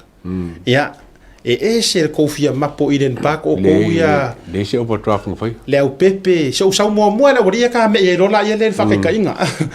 O ko ia le au pepe o toia le au pepe o ko ia ma anaima o le ko fia kama ia ko au kilangi o anae maten o ko umange ia tautua ko le via ale mo kongi la ko le wa mai runga ko le wa se kiwa fo vai la tatou ia ai o le fa taita inga le Samoa o le mela le kupu mai Samoa o le ale wing o le fa matalanga o le Auckland Council maloko poati ia wa loko poate la lo Auckland Council po meta o fainga malo fa itu malo o meta o fono fa vai i Samoa fongo fa vai la ia o kamala ia e kukuma oki a masaure haru ka ko fongo fa vai Samoa so re e fai ala ko fa puku nga kupi e o re kai mi foi le o ya la ko le bank pe la mele le tau tupu mai ele ngi mele anga me mai ile fateta inga le vatu ele o the government not the government of New Zealand secures Eden Parks alone no it's Auckland Council o le fongo fa vai po le fai ku malo uma au kilangi so o hata va ia o swinga fo ma swinga le lei e ko ki sila ma ia o tou mo ka ko sa mo se so ye ko ke maki ke ai ki ro e fa ko ila tala le to ele le ya le mo ke sao le e fe no lo ke sao la fo a le mero ke ka fa vale a lo ko le anga o vai to for ringa yo to tono le o le official le to mai o le headquarter le al fast oi vai sila sorry vai tatou ia le main le fai fono ke le fai vai se silatu e le tapenale le ki ai ka ko li ka ai ka ko inga mara uri silatu Samoa ia o le toi fa fo wina le na ma le toi fa to ina le na ke sile le sange lunga o le ulu ai fofonga fetalai o le ulu ai pale mene o Samoa Tasi iva o no lua o le kesi le ulu ai fonga fekalai lenga sange lunga fa vai yes ma le fu ala le o ko kasi la fu ala lenga sange lunga fa vai vai ka ko ia vai ngai ala wa fa manui nai ia le tato wa officer autu apa ori se officer le funga ngan maro ofa kasi ai vai ma tautia le level le o ia le nga sa no nga le fionga le pa le mia ai le avea ma pa le mia e le ta penaina se mea faia ina par se me fa le ton e le ta penaina ia tatu wor maroloa foi mai fa o tatu proclame nevanga o le afiafi Mike's off. Can somebody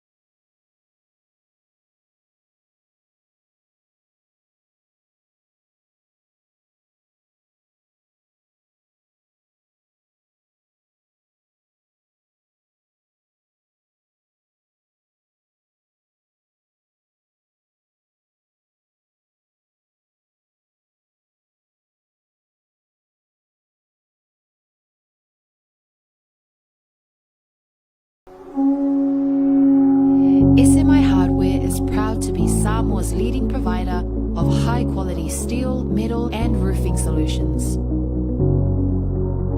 Colours inspired by the heart of Samoa, from the deep blues of our ocean to the warm natural tones of our fala and tapa.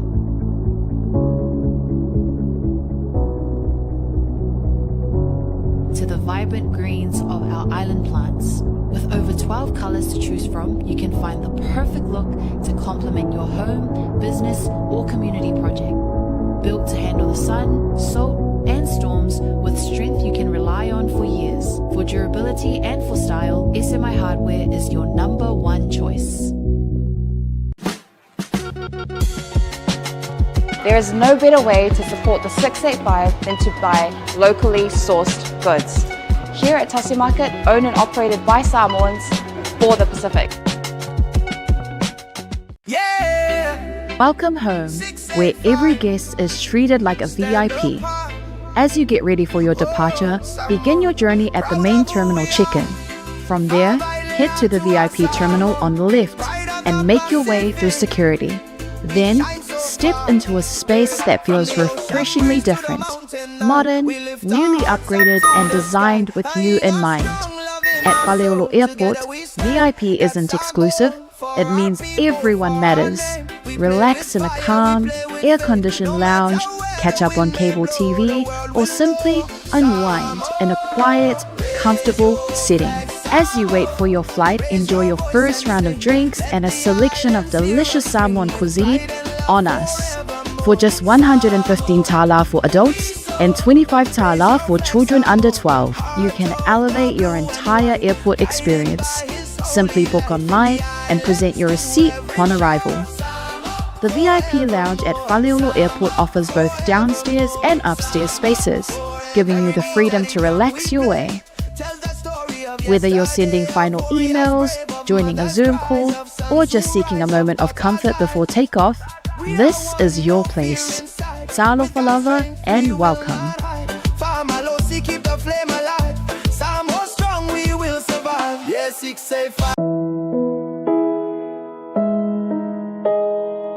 O le Os Pacific Funerals na whaawai le tasi le afe iwa se lau i whae Sydney, whaamauina o le luai au unanga o le whale maliu Samoa ma le Pasifika, o whaawai i Australia. O lea ma u mia sa oloto e tama whanau lawa Samoa. Ua silia ma le tolu sultausanga o lana tautua whaamama avenga mo tātou tangata. Ua tele leanga waa i le whaafoina o le au unanga, ma ua matua fo ile i loa le tautua. Mātou te mawhai lava o na mātou malanga atu i maota malawa e so se taimi e whaatala noa ina mta upu uma i ta pena i eil whai ngā malanga, mo le ua wala au i eili atua. E ave sea eili atua tu vale mane le mautonu a inga whaanoa noa, e le a whaina po le hali taimi. E tā ua i mātou o tātou tūmanga nuu malu, ma olana anawa tau ave lava lea. Dignity of traditions is our service. E tautua i le lua sulwhae tū la i le fitu a solwa yaso, mātou te ngalu lua i tūsam whina ngalo mana onga o a inga, a le o so mātou manao. Mo le fia māla malama a tili o na sila sila mwhai tau māla malama lea i le mātou tū lau whamtalanga le website www.ospacificfunerals.com.au po le telefongi le totongia tasi tolu se lau, walu ono, fitu o, le national, o lua fitu lua, fitu whawalu tolu. O le mātou telefoni fia viai, o whaali mo o, tolu tasi wha, iwa lua. Ma fesili mo rata itai pule, na omi ma sina mua. Mana tua na ile tautua le Os Pacific Funerals Australia, lo whale maliu e le mo moe, ai tautua ina o ili alofa ma le wha ma avenga.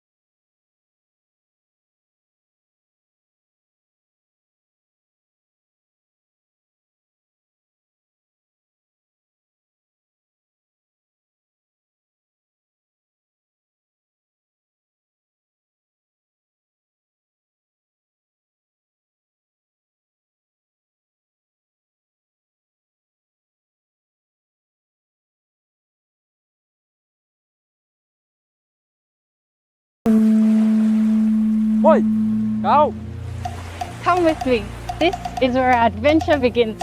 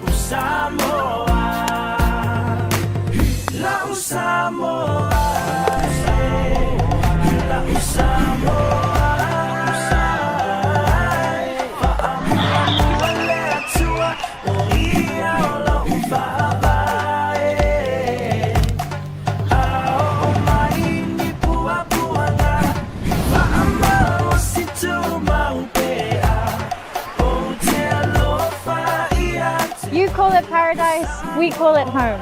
This is Samoa.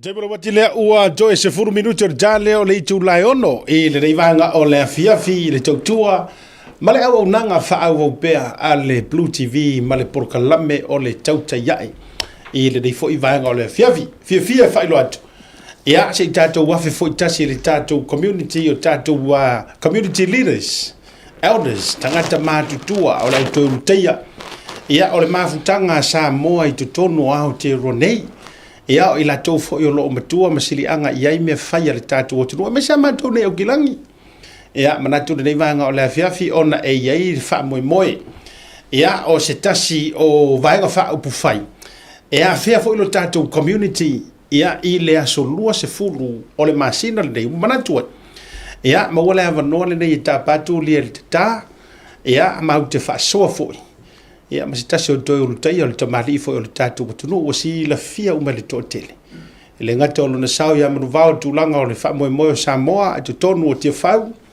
a le mene o Samoa ma upu fai o Samoa i tausaga ma futia ualu ia se tamali i fai pisinisi wailoga foi tonu o niusi lenei e ngata i lea o lana faatō falaʻiga o loo tautua i pea malu ai foʻi taeao faiva o Samoa ia e ma se foʻi o lana ia tautua i lenei atunuu le fioga i le alolii le fioga ia fepuleaʻi semi fepuleaʻi ia paia o malai o le mā o le tua o faletoi ia fioi foʻi le fioga ia fepuleaʻi o le alolii o le alo magutia tama sa tuala vai atu le fiofolau ia maaiga ia o tapaau na tausi ia e tuai le toʻatoo tuisalega ma le pito fanua tulauna foʻi ia le ala taua faatalofa atu i lou fioga i le alolii lou fioga fepuleaʻi ia i lenei vaga o le afiafi ia afiafi maia ma poulilugia maia lenei vaga o le afiafi le tatou proklame ma le agaga i tumu le faalalo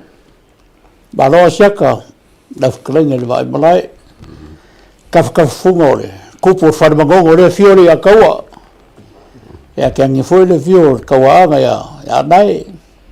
Ka kala foi da ngang baulalo ma ngang fia. Bo ngia mango ka ku filo e fa fonga le tlu. Ka lo falawa. Malo le soifua manuia alangi e mama ai tatou tele io le faatalitala noaga ma nai fuafuaga foʻi o loo faataʻotoʻoto e afea mai ai e i latou o loo e foga le malo o tatou aʻai nei ma o tatou laufanua mai lau fioga mai lau fioga le alolii mai se foʻi o lenei vaitau o le soifuaga faatoaʻu matu foʻi le tatou faamanatuina o le ona faatausaga ia saunua ia o amai le soifua lau lelei Ole malo si la ko wangu asiaka ma ka ko po kalama. Ole lama e malo si mai le ko e fa wo ka ko nga wo ka ka su nga malo. Ole me si lin ka wo le ka ke mo malo si. Agi me ka ke fai ngi vai ka ko feola. E alo po le ku asiaka. E le lei le ba nga wa na fo lau. Ala ga le ba nga u la lo fa. E pe la ga ga ma Ar kare kura on kwa lava al balos. O agi si su ga malo i luma o fia le kua ma fitangalo le kua e ku mai ka ku ka fai ka ku pulanga e kwa malo sia. Malo fa vetai. O e fia fai tu ani nei vesili. Yon tatou wa fe baila ia le tatou fa moe ma tatou fa tal noanga. Ono se fulu fa tau sanga o Samoa lea o tau te iai le masina, ai fatoa mai atu le vaiaso na whaamanatu i Samoa, le fai sa tātou whaamanatu ina i Aotearoa. Wa le bana tautua i pufai i le malo. Ia, se ia mesi tō whaoani nei vaenga i te toi tautua manatu ai i le Savalika Samoa, a o le tūtua Tasi, o le ase fina ngano lau walunga i nisi e te manatu ai na fo i le ngata i lea, o whaiva malo i te tonu o le pāremene o Samoa, ma nisi o taitai na o tō militino o whai langi le wholaunga. Lau whionga le alori. Whafka e seka. E ke lenga ua me ka ua ma mea lelei. Io ma ko fui kaimi ma mo le magingonga fui le tunu uringi kaimi. E koe ko walu ia sui o le pāremenge le koe mai le paia ingo ma ko kaimi. La vea ila maka mai a kupua kamsese. Fia me o lua. E o roa koe mkuna e pa o koru. E o kamo kia peako rai, pārmengi en kaimini ei. E o mamero paki, e soi fua o rima. Kangalo pika. Ongo. Kamo mongo oru kenga lai lo wirinkoge. Fiku, ia e maru mai a kiao. Paurora ko wadu o re, soi fua mai paia ingo mamae. E le am sesi o whapea mea o koe kau ko ma ngaku foi o agi me foi e ko inga o na foi o ngā rua ra ko i ra ko faiva e kar fe ngai ro ra ko makua la wa ai e se va ngai a le ko fai a ke pe ko re o koe se e no fo fa par ben ia e mo o fa kai nga ka mari o de tunu a ma fo so nga baro e le fe ngo fia ia ben kupu o ke mga kua fo ia uia i kaimi ngoi kongo resi whaingonga whaarongonga le rei o le kako fua o le whaingonga ingo lua lima kausanga o au ranga vea ia le malanga i sākaua o le kovanga mai sainga o au ranga vea le malanga ngā na awe whaasolo le fua la kou e o malora mako kaya le ni kaya o foia a le runga ma farfa a ke foi saka ai ngo ba nga mo o fakule ya dai ko ngor fua da nga ka dai fua da ga fakule fua e se me le ka o fili a o ngu wa da o ko o ka wa o da o ba ko le ka ngo o lenga o manga ko ri fua o le wa o se e ko va ngo singa e ko ya ngao leo karsanga kulenga a kasi lo koko fa ngene go foi e afkale fo lenga le fai ku o me e kangi mai e o me ma ria ka penga go fo fai me uma ia kele ba kupe ko i ga bo i le vai sua ma ia o garga malanga pe o me uma le ka ke ba fo ku ba ga yo a le ia por kalama e que algo que involve na kaimi ma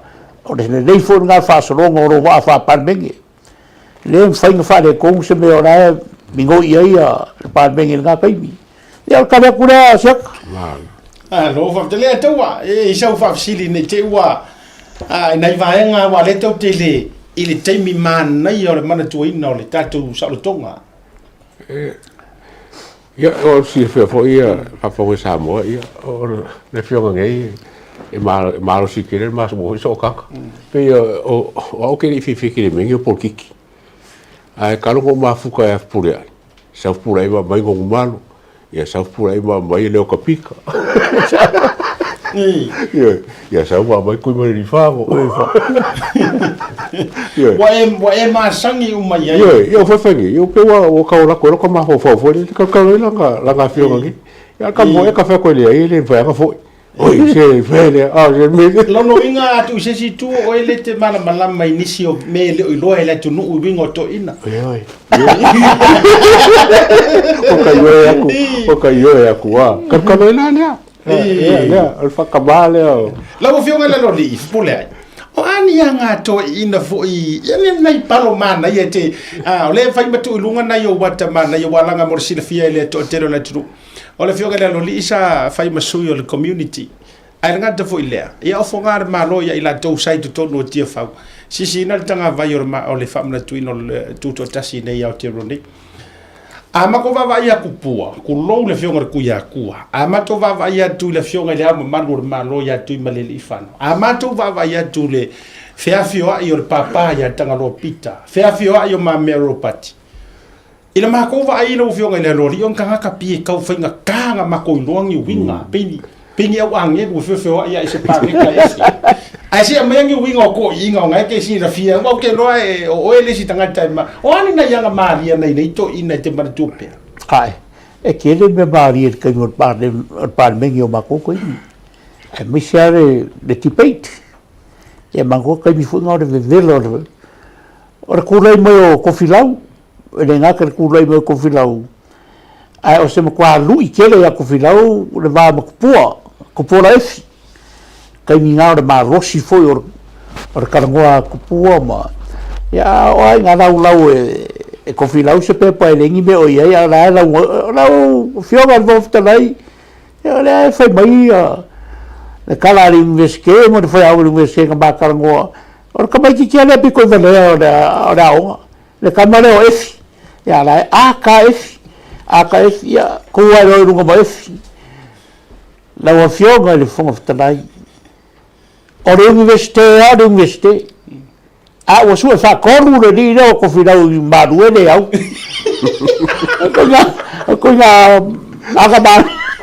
ko nga ba dia la dia ele mau pa ina ge esa le ko nga levo sa suai ko ina ba ka ngo fi ke nga vai kau ya le sila be au ga ba se ava ngo ke le il se caro lo le par bengi fa focor par bengi o ke le foi pule e nga kala ko nga foi pule a se upu il se caro lo I fa focor par bengi se au il ke lo koko e le foi la se nga vale nga ku a ia sa fala nia o ko inga ka ka kiki a wa foi se me o fo o ke la uo e a lua ko inga ba ka pai la ave la unga pula ka ba kiki ke le makai sa go da dori e o ka va ko inga ba ko kai mi mo e ka ho lo le se nga fa boi e fia uma wa ka go e qua fa ma e lunga par venga ba ko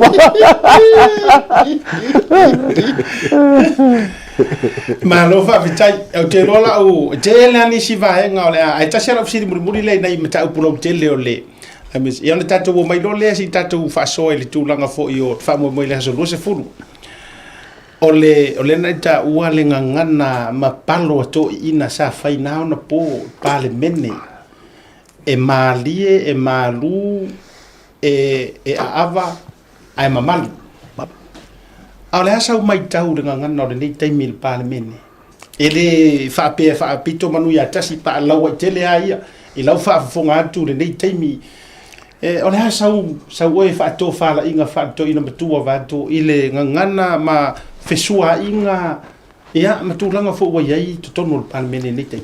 E whaisi e se mamau na mo o le whera fo inga o le ko whae le kaimiringi ma le whera fo inga o le ko whae o mako kaimi kai pēlau ku ngā mea lea nanga mai o le pili o le maro pe whainga kai ko inga le mai aku ke le ku inga ku la fongo whapea e ku wae le ko inga whai mai kala se fiki se ka ko fiki le kaiulu mai lai ku ngā upu ia se fiki le kaiulu ku la fongo awa le lei le lau fuafua e le lei le lau fuafua e maru ai le anga le lau ka mua seu fiu la ka ngā kau faʻasoa po nane ku ngā kofa ia walama lau kala ngā faʻasoa e o kou po nane ku ngā level le o e amai le kala ke le ngā ai le mea lai e le whapea mwai se karaku sao e whaamanepe se mea ai a whai e le kasi no rako loko le mea e anga ui mai nei kara whai ngofie ai mo kua ma mafara ko wharai ko komu ia pia kui ngā mea no roko ngā e le ora e le kako levo rea pawa kama kemingi e ngā le koki sao a or kaka pāri baka kai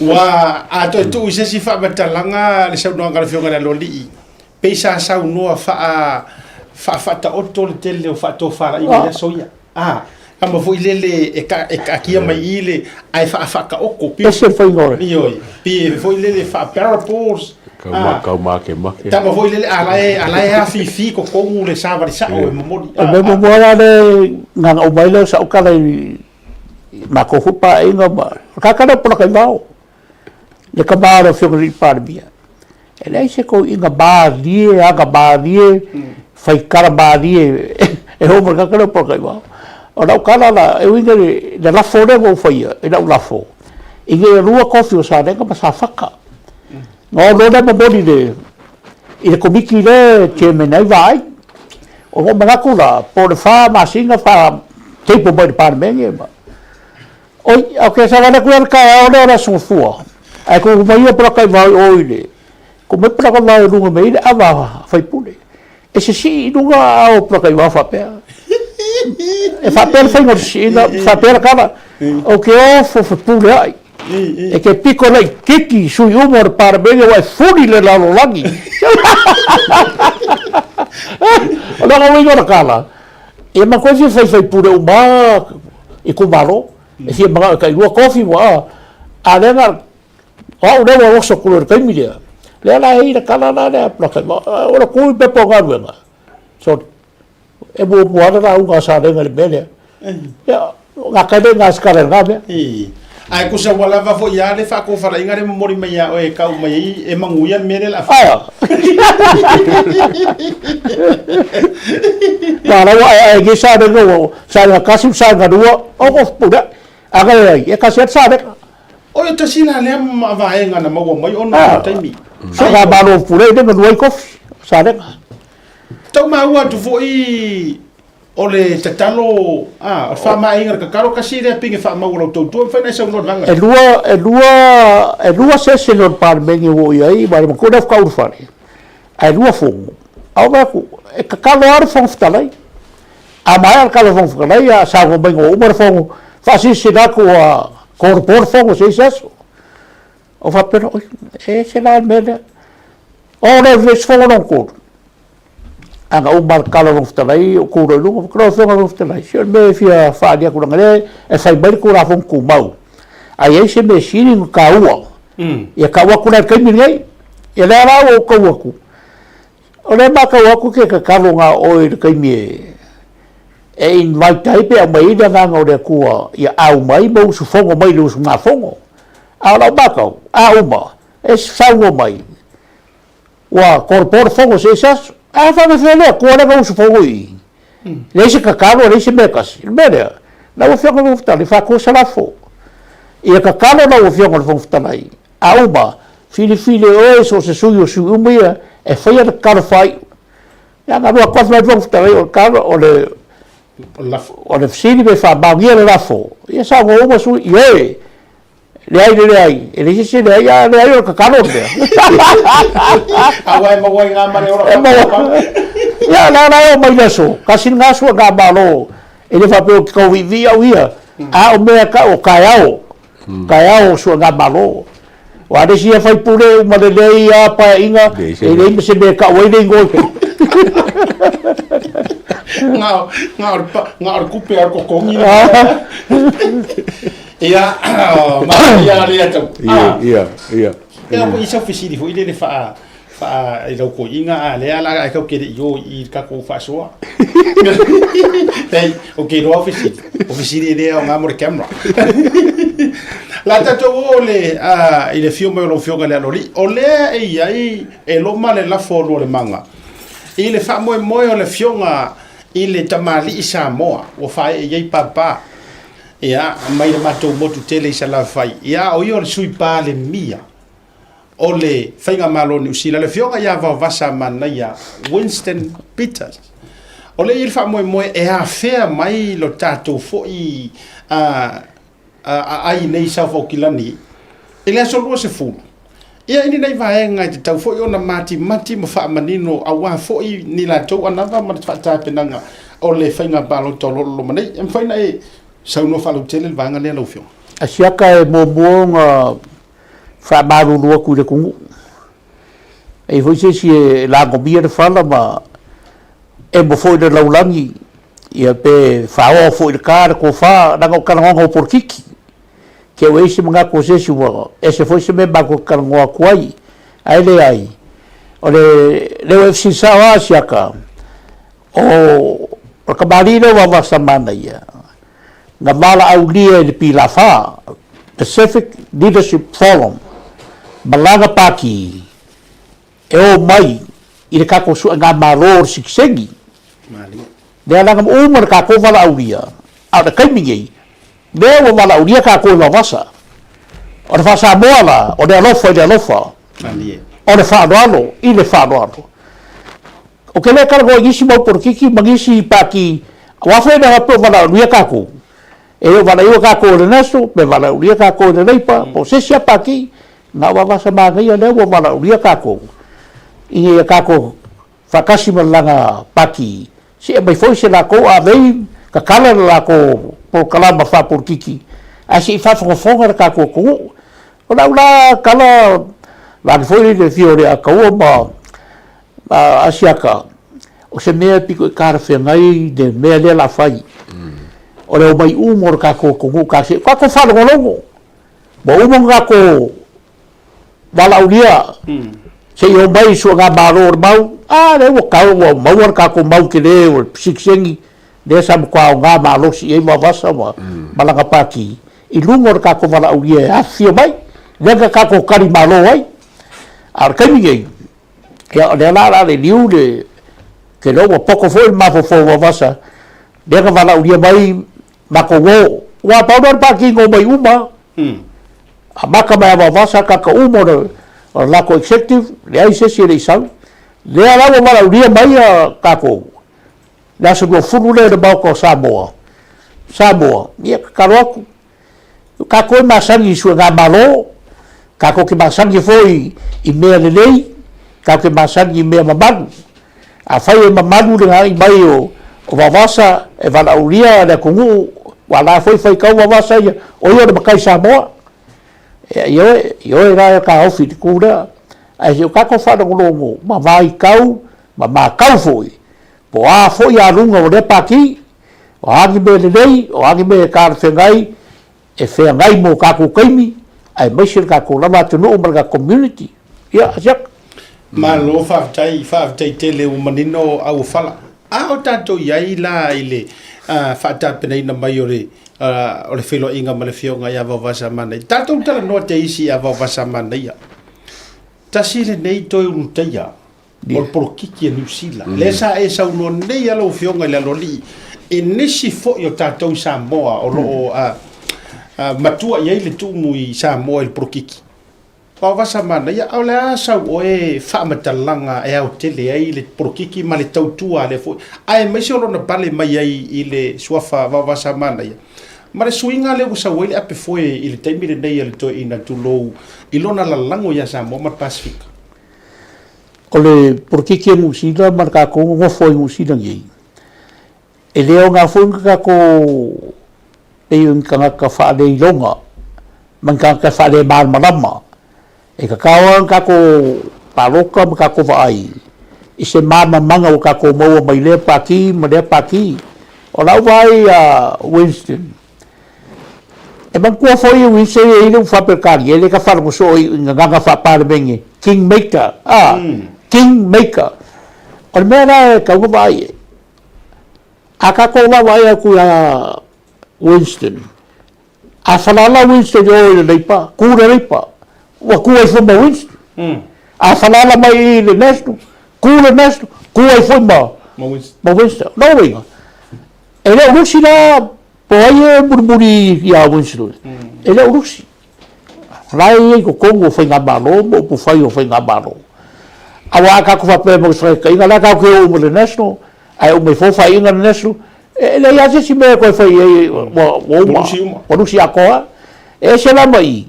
O le a o le kai mi roa e wawasa o la kūranga lango i le paki la po o le a ke karikoku i a siaka mali atua. E ia se ngara vai aku le saurungo le o baurus o le o kai mi ngei. I le marosi le sa wai a wawasa mana ia.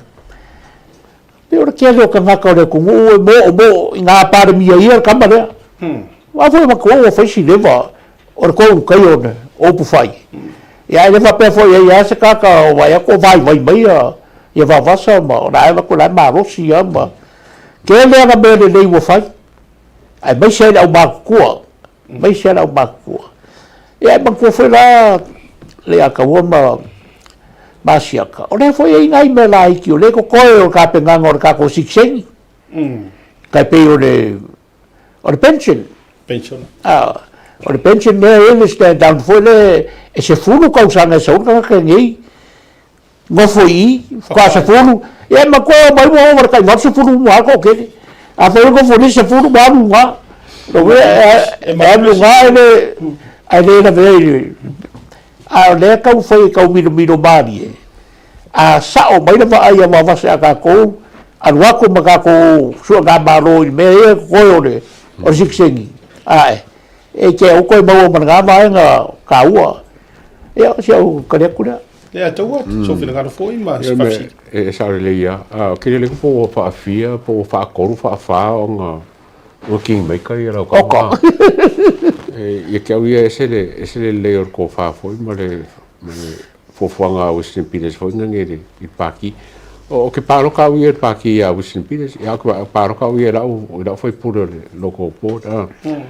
Ai le ke wak ngai le mo kwa ke a Western Peters si inga lungo le kausanga. Kausanga pensionga. Kausanga pensionga. Ya me se la e pui ke le pension fo. So e ke au ia ka ko lango ke le lo pe ko fing sa mo le am fainga nga run le ka Paki se Paki e kon ko ke sa mo ye. Ma lo fam tai o le isi vai ngala o fionga ile rori iso finanga. O le va vai atu. E pe e paule o le taitai. O se vai nga fa upu fai. O le la lango mai longa va fo lau e pe e ka o le upu fa Samoa e pe tau fa anifo e fe ka wi fa anifo ma tu lango mana o nga lau tele o tatou Pasifika ma Samoa. Tatou o ile sikisengi e le nama le la ina o tele longa anga le mua ku la i Winston Peters ele influence mai le act sau le national ia sau ma le pala doia au ke longa ole influence ole tu la ia te malo mo o aku le atale ava tu foi lunga tau nu atu foi le tau mori ta ia tu ole tatou la lingo mele fai foi le se ole visa foi le free visa ia ele sau fa fo se si fa uru lungo se si paki o va sa manga ia foi nga fio mai fa for pa menge ma whekarai mai pe sa ua mai e karia aloa ia ko ai kau hunga. Anai. Ia. Malanga nei sa moa ri tatou sisi ngā fua. Ia. Ia, o le fo'i tai mua le kamaloa I mea uma, e o fo'i ana mau ma mea ie le fina wina. E o ngā kasi peru whasa moe o ngā tasi futia maro mele, so fina ngana? Sa o lea sia kau. Lea ia ma se mea wapeo, mea e kau se ilmi ngoi a Winston, e ongo rāpera pea I se vaenga o Samoa. O mea umai e vai Winston. O mea whakau I kōngua makako, mea e kako ki manga oai. E o le aunga au kūnga o mea, kau ke ngau wai porkiki. Awa mea sa oaia, po nāre kako marosi, e piko marosi a porkiki. Nōi ngorea kala, a lei nga kako kūwhera kako, I se vaenga wha upu whaine nei, e ongo marosi e kako porkiki. E o kako hoki whakako. Kako e upu sao. Le whaiangi me manga. Nei se mea. Yes. Nei se mea. A fika kuna kaimi rau ngau ka māloa ka whiofi I ngai a ongo su lima kausanga. A ve ese ongo le fiku lima le ya. O ka kasa mau ka makua ka kungu. O ile ile ongo lima. O kauronga maua le pensionga. A whape mai pasi na le fiku lima. O a le se furu kausanga na ko ongo foi more. Pasi ngore fiku lima. A ko ka ua kele ngau I maro le o vavasa manga ia.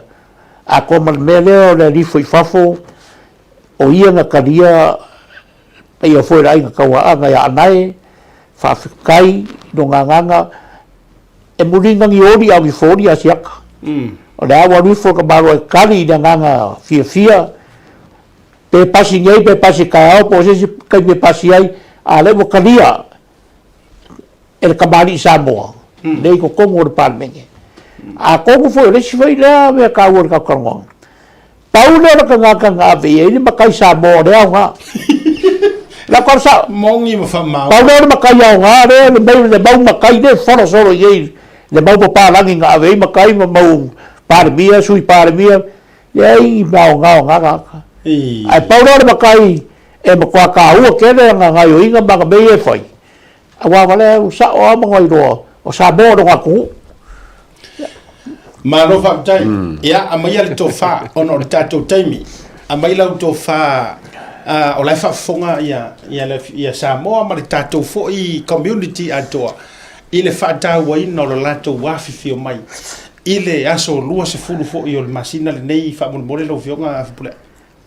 Whafkaya siaka, o ke kakaro aku, pa I o ka kokungu. E le pau inga whakope o muri. O kaura whonga ia, pa ia le kongu e masangi ai. E le kau vaea fo I whara oko ka kongofo. Lava kuri ma lava kau ngofo. O pa ia e masangi ai le kongu. Mai ai le amakanga e kaura ngā kaaga, mai le vavau, e pa ia le whavavau, o pa ia masangi a ngau le kongu. Ai ese kaimi, ma ese o kako vala aunga. O leo wa ile wala au whapikoa a wawasa manai o kamari o le kongu. I te kako kongu, pe o whai aku, wa umanga alu le kako wala au. Wa ni diu mai wawasa o mai uma, e kari le kako wala au. I le kako sua ngā maro. A lea lau o malau mai wawasa. Wa au rai ngā kako pe o whai aku, o le whaarano, I le whaarano. O le alofa fo I le alofa. Nā se mea kako whaia, ka wale fia mai. Aso lua se furu, fio mai, fio kako whanongolongo. Ma ko maua se mngako, maua se mawhauwhaunga na rei. Ia I ngā la whaere kako ko wha. Ia rakana lea mani whanor. Ia. Askoha, ia. Aso, o le aso tōna I aso lua se furu, mo le whaalau te leina, o le aso lua se furu le tāo le tasi le awa uli, anga I le tolu, I le fiafilono winga, e kope uma au whaakau ngor kai au, o le weekend, whaatea alu furi makeki, alu le shopping center, alu le mall, a tālo le tasi, ona e ta amilo atu lo le le maota Samoa. Tau wina eva vea tu nei eva ve maua so no foanga le lei. Te lo foi o le aso le a maua ni nai eva noa, e maua ni nai fesili e tali, e au te lo foi o le aso foi lea. E kali ingi se ofisili e tau te fisili mai e lungo tātou porkalami. Le fwisa fisili ele i tau po o iai ni tātou tamali I Samoa. E ono tāmo mo e foi I lalo le whaamalu o le New Zealand First. O le ātali ma lava fisili nei. I le aso lua se furu poki lau ka lena. Ia le aso toa na I lua se furu. o le masina le nei le o le masinga fo le mota Samoa ta o le tasi lo no winga ka kasunua afasunua le vanga yo ya mo molia tu tamama tina ya mo fo singa fasiringa malosi a to popole ya mo fo singa ipuvai ya vai malu o le aviafi ya o le Sydney o me uma ya o le saunoanga le fionga le loli e fai fo io le fai vo pule o le fai vo fa alo sa kako karusanga sko inga e sau e fio mai e sau e la langor kako sikisengi e le sau nga au le fionga ia va vasa manga ia nga mai umalo nga au va io kasinga me ia kako mangkua inga nga makua mai uma le au va o le foi la wa fatangsia mai esi a fionga fo il matai Samoa ia le hafi fionga le kako wa fa lo whether you like it or not it's worth it a fio aku ile aso ele pe no fat ele ni kako fa nga va nga fa fa pe on sa wona fionga ile loli ai o le ama na ia o le mesidi lea ma le fataua peke leipa peke national peke act peke green peke New Zealand first pete nobody for fio atu madala atu e ke lona le sime mana ia le uta o mafofau temine o le la ko nge ki ai lo ma le fionga ya vui ma la tu vai nga fo ile le electoral commission pe ma faina vatu ma la tu le stala e tu ai o le fare ia I fafu ku e vai uma mo I fo le scala vai o fo ile o tatou o le kele upu makala ai le skala mana ia le au nanga ia e hafi fio kwa uma le kako felo inga ia ko ka ape mai fafo le sikala ia inga ma le fiu o tatou office of palota tu fatu pepa ai va tu polo ngai lungo pusa isa ai le fa kumua ia au te lo se matou to fa popole na ia te o isi si vai nga lo fio nga la roli te to fia sa no ia e tau te le ia fa ma vai e tatou malolonga mo le nei taimi a foto afka ka pawalo me ka wa ka ko taimi ngai awoni o ka ko fa ko ia mangu be on mo ko le badi ko awa ngai fa ko ia mangu o mo le kala o fo ngi belere pe le ko pu ngai yof ia o ngi belere ka ko lau o la se me le nei o na bo mai le aso o me le nei bo mai e o ka ua o singa o porkiki a le sanga be piku ka ua o le ka ko fa ngono ka ngaka o ro le porkiki ya Samoa o mabanga o bunga fa kai malo fa mo fa ma fa malo no fionga la loli lo fionga pulai ya o le fata ma o le fionga pulai mo sir fieta o tini o malo o le kele o pulo ko io o ia o le taifono le mafutanga le tau faiva ia le pila fa tu sa mo fo io le taitai sau fono fo tua fakamalo fo io ia o suisingia o ha mama fukanga ia ka ke ia ngai ko o kilang e singia uma ia fio ia alena ai mori fa malo lo tua pe se fo le fionga me sofo ia le fionga de vala si matua ia pe le fionga le seni ia fa tai do faiva me tua tono tatou no te tano foi le tua ia e tu mai le langi le malosi fa fo leva kai o lo soi fu la le ia awa fo yo faiva me to fa te tala ia e maluai le fa malo ni awa fo ia fuanga la vaua ia mai la to o solid muri au ia i tu langa o Tautuana Samoa ia ala matu fa ma vai ma le fionga li tatou marolonga ele umara ka programe to foi mai la ia o fa wa la ia fa mai ai fa to fa le fionga le li pula ile nei va nga o le fia tatou marolonga kai Maro. Oi, kau. Come with me. This is where our adventure begins.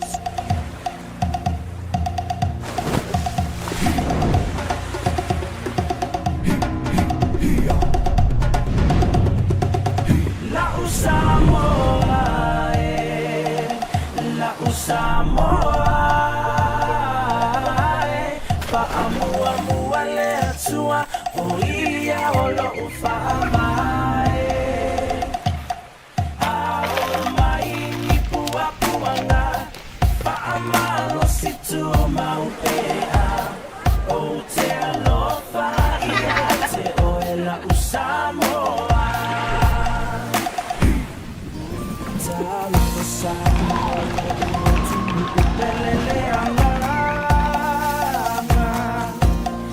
say yo upese pese atu mafama tala. Lo utamo fiele mafai upuna fama tala. Ua numera tasi fo I oe ile Pacifica. La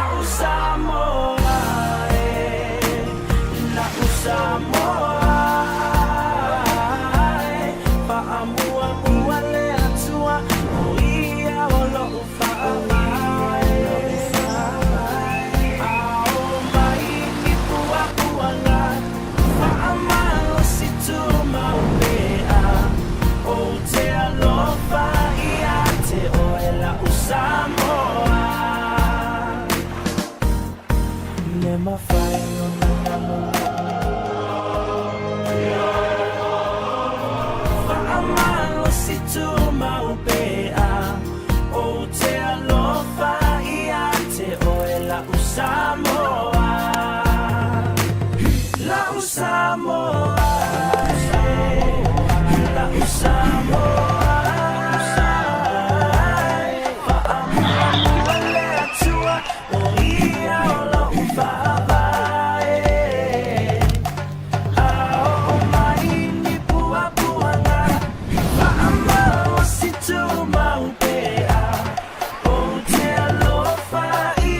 You call it paradise, we call it home. This is Samoa.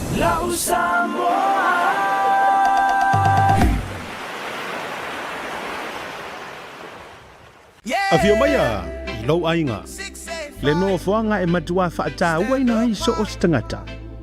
A oe whaata pena I mono tu wa e seato, si aki mua mua o pepa balanga I le malaiwa ane le tele.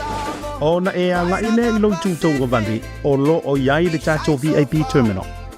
Ma e whaanga solo ai loa I le security. O na e ulo whalero lea I se vainga e matua I maa hofa tele lava no na mātou ofi. Le whaleolo airport VIP. O lono winga o oe o se tangata matua tahua tele ia te matou. E te se e I le malu o te tonu o mātou potu whaatalitali, ma mai moa I ata ti whanga whaafiafianga ma so o se porokalame I a mātou wala ata ese ese. O au mea inu uma matau mawha Samoa ese ese mo re taimi mua e te tau nuu mai ai e le eisona te tomi a o whaatalitali ai lau whai malanga ese atu. O nei whaamarianga uma e te maua I le na o le se lau sa furu lima tala mo tangata mātutua a e luaso mara lima tala mo whanau I lalo se furu lima tausanga. E paulawa le mea e te whaia o le totongi online o na whaani leo lauri City I le taimi e te taunu wai. E te whaonga ina so o lava se vaenga o le VIP I le pito I lunga po le pito I lana. Mo au whanotanga, Zoom, ia po ni mahalolonga pupua o ta pena I lau whainga amlanga. E sili lava lau ainga monu. Le Whanaiolo Airport VIP ko. We will not hide. Famalosi keep the flame alive. Samoa strong, we will survive. Yes, it's safe.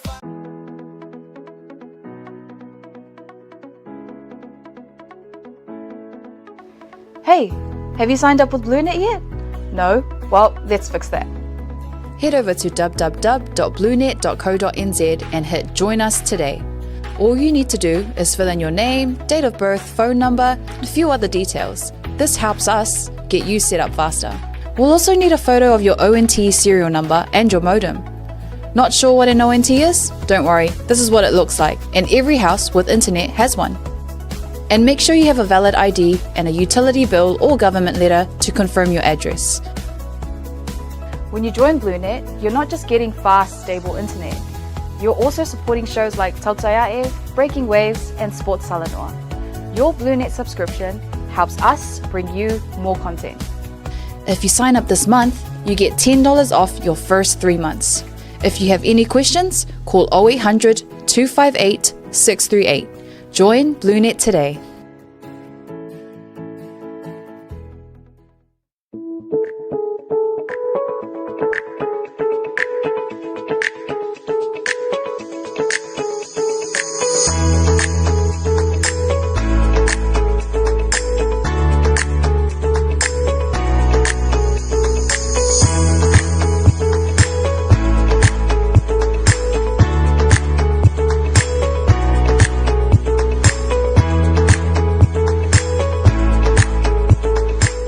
mo le whaongaina o le ta ua te le titi le awhalono toe talfitu ia ona whamai a fwile o le tātou porkalame le vanga o le afiafi mai a le tātou whalauloa ma le whionga ia lo lii ia whipulea i semi whipulea tusai o le whamoemoe le asolua sifulu ia na ona mātou whamanatu atu tātou la lango whatasi le whamoemoe ia i le fo i aso o le whiloa inga ma le whionga ia wawasa mana ia Winston Peters ma le lātou vang whaupwhai ia akako ku ure nganga fo ile le ukako alu e Samoa o le road show ia nga o le whailoa o le whailoa pe a tātou o mai le ngana la o mana ia wadu e Samoa ia o le tātou road show ia ale New Zealand First ma le tua mai se o kako ia nga o le awaia o ai ar vai nga whai a ro fo ko whalo fo mai o fiafe mai le o fiafe mai ai o le bagai o le vole la kako loa ai ia nga ia fo ia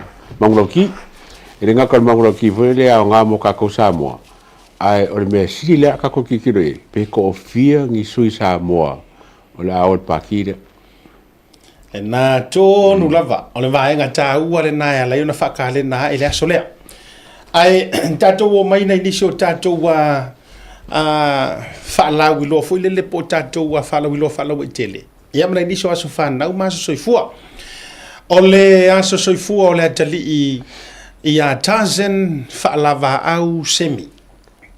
From the village of Siufanga Falela town, ia mapito no I satu paitea kamikiki sole kamikiki mo sula kamikiki a fa taile lo fa malanga le yo le tua wa ulia mai oe le atali sumalua ne to sanga a lofa le tua mapuipui atu mafo ia tunisi to sanga se tele mo oe awalo fianga yai ma o onga tamalelei mausitai o le mea nai alofa ngiai oe e tangata alofa anga mayo matua uma alofa anga mayo ainga uma I Samoa New Zealand whapea Ausitalia whapitoa alofa anga mai lo nana o vai ni ua whaalava au semi I Samoa whapea uso matua whawhine mātutua nephews my nieces whapea cousins ai whaasirisili alofa anga mai a Christian and Johnson mau matua o whaalava au Ioane ma Sally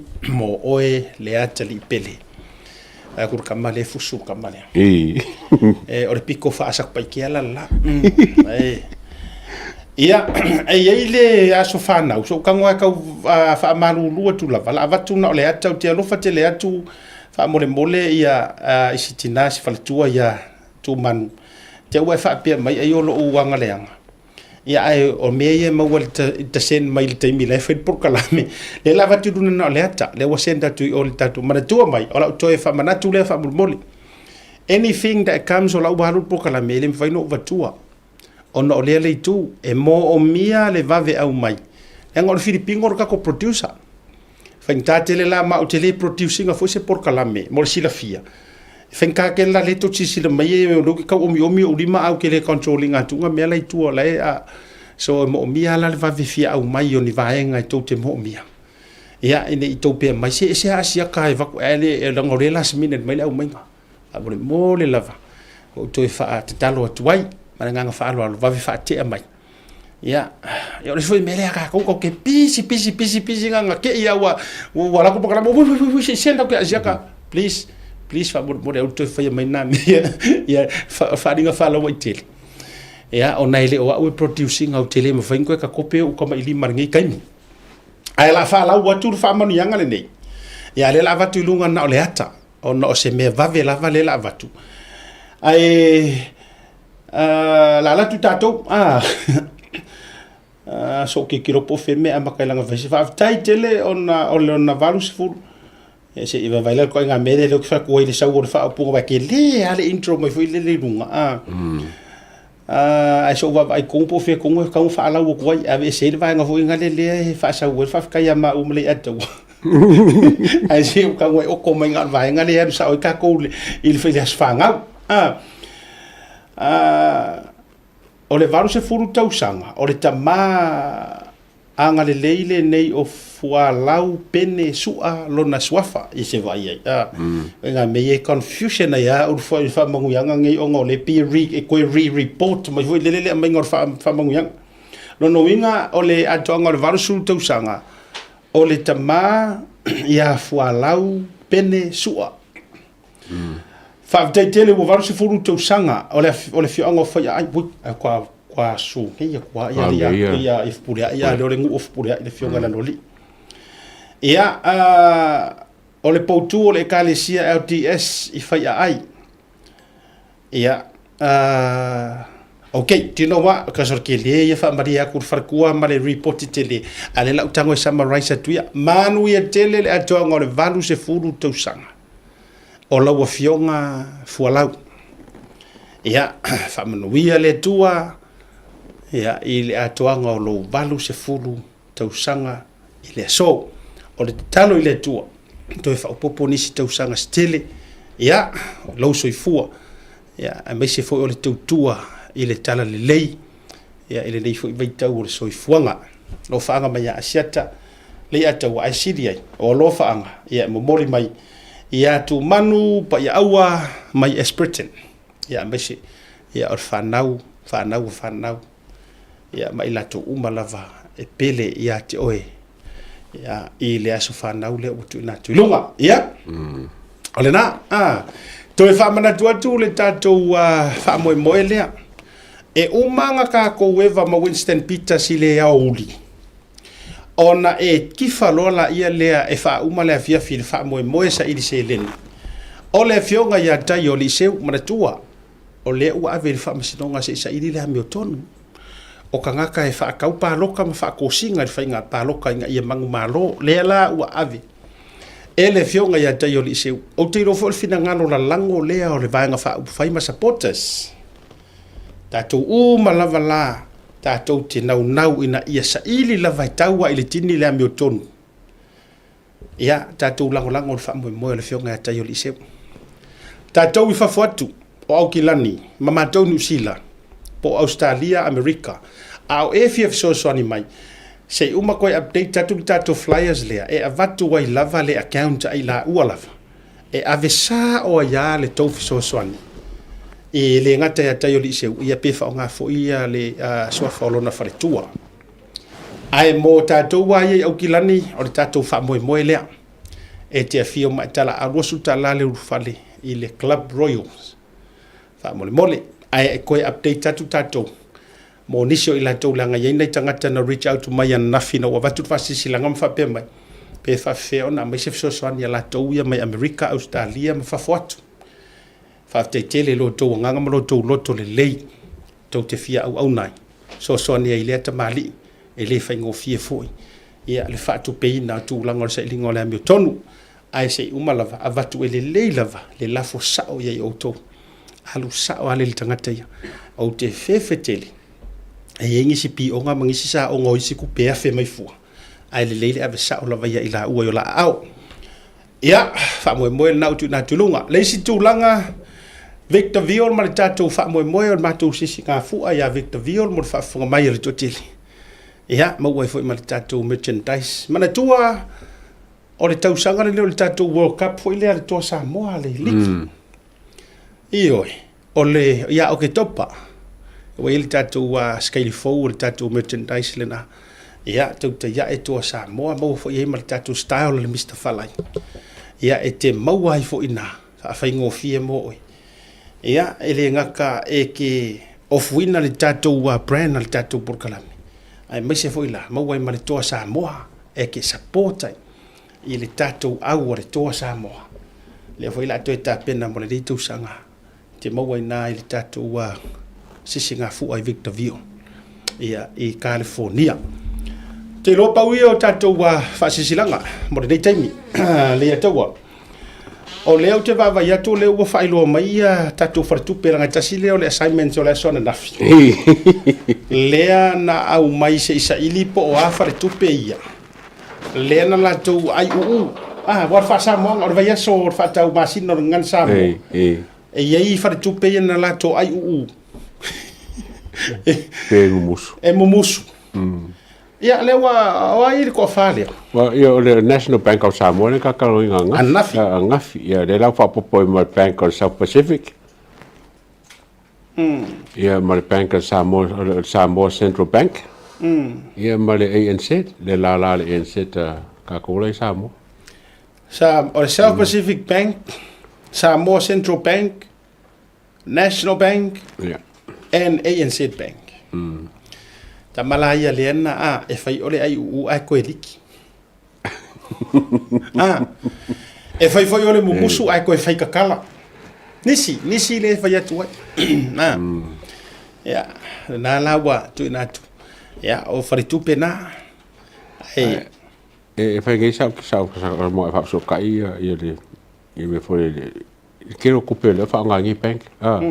Ya kai yo ngolima milionga le la ko couper sa mo le o fa ia msalo po se me va su milionga lengi. E no se me kire ngame. Ya. Am salo a fa se fast bank of Samoa.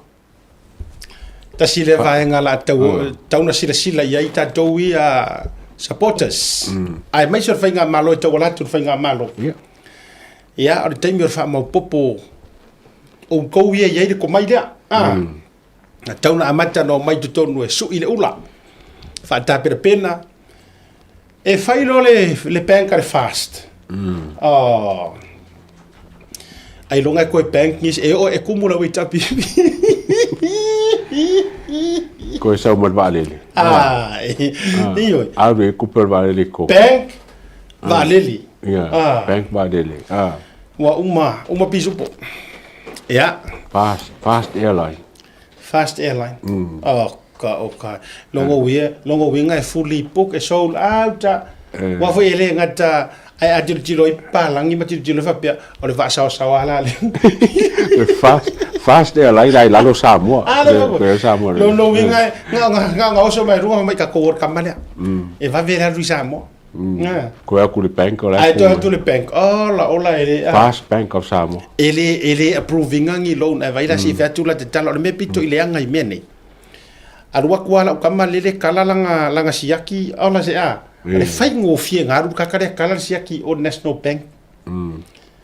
Le si mea o aku sainga loan mai makaka fo ie le ingi fangua le ingi me ka ai fiu ngai kanga kala e fai ngaruenga mangai kaka fai fako anga manai tanga tala te le a se ta foi e fiu e ka fai ngi loan te le ma fai nga fai ai ngale ko sainga fo ie as long as you're from China ore ko sa ko le value o isa mo I far kupe ngi o makwa e ke ko ila e ave mo kupe ka ko o wa ele ko o ma vin kupe pa me fai mo bank direct ia ngare wa ka fa Samoa la wo Samoa e foi o fi pa fa pe ka kila ku le ongo koru milionga le fa nga o kupe mo bank le nga run a bank ongo fa 65 ongo ni milionga ka ko ama ka ko su milionga fiu me fa nga o le isi mata upula ia tau sa o mawai se fa mata langa ile nei aso fa no fo o le tulanga o le ua mawala so ta inga na I le ainga o le tamaya la faile le na maliu mai o te le lope sa vatu mo nisi le ta o le tamaya la faile but so far for the first time ilunga lava yo le Tautai A'e le u fatanga mai he le ainga o le tamale ya la faile le sa tanga tavali nai pokaki mo silsila mai le tunu tamale ia o le ata lea it's the latest ai le itupule le falavelavi lea a pe o la faile le o le sionata le tai mi fo ilae o se fa matalanga fa no e le fa ngofie fo ile la u so ta ingana le la I ainga le ka ko kargo ya penga mi le maliu ia le malia le na umana tanga tavalina ya la faile ai so o maresia so fasioki penga minga okay mana tu mai la le na tatou tala noa mo faʻasoa tu fo ile atau le information le o ta o to inei o le teleo o red flags fo ile le maliu o peniamina le ai e tasi la le vaenga le ai o nga kasi ai le whaasea ma le fia o ainga o la whaele whaatasi ai ma le ainga o peni a mina. E le ilongoa fo i le ainga i kaimi o kōlau longa o le whaapsingonga. Te iloa le vahenga whainga tā, le ataua ma le whaafonga me le tunu. O le kāpura kalame le anga whako ailoa ai e ainga. O la whaile. O la whaile whaamasingonga. Ma awa uma fo le whaamasingonga. O whai atuana nei le tala noa atuana nei le. E mo ile, ia tu lau te le tau, o le a tau fia pesu wafa ma. Tutulu lava, dangi lava ia, sui o le ainga ma whailo mai ma whapea mai asiata. O le lua porkalame na mātou iloa ai. O la ua wha ngā solo le keisi. O le nei fo ia no nofo le nei ainga ma wha taritari se vili mai a leo leo. A mea o le ua. Leanga, we deserve to know and to find out and to see the face of the man. Mafasi o kiar makukangaka. Ale u ora fasan kopia ea kasir vayaso lau la koi uma.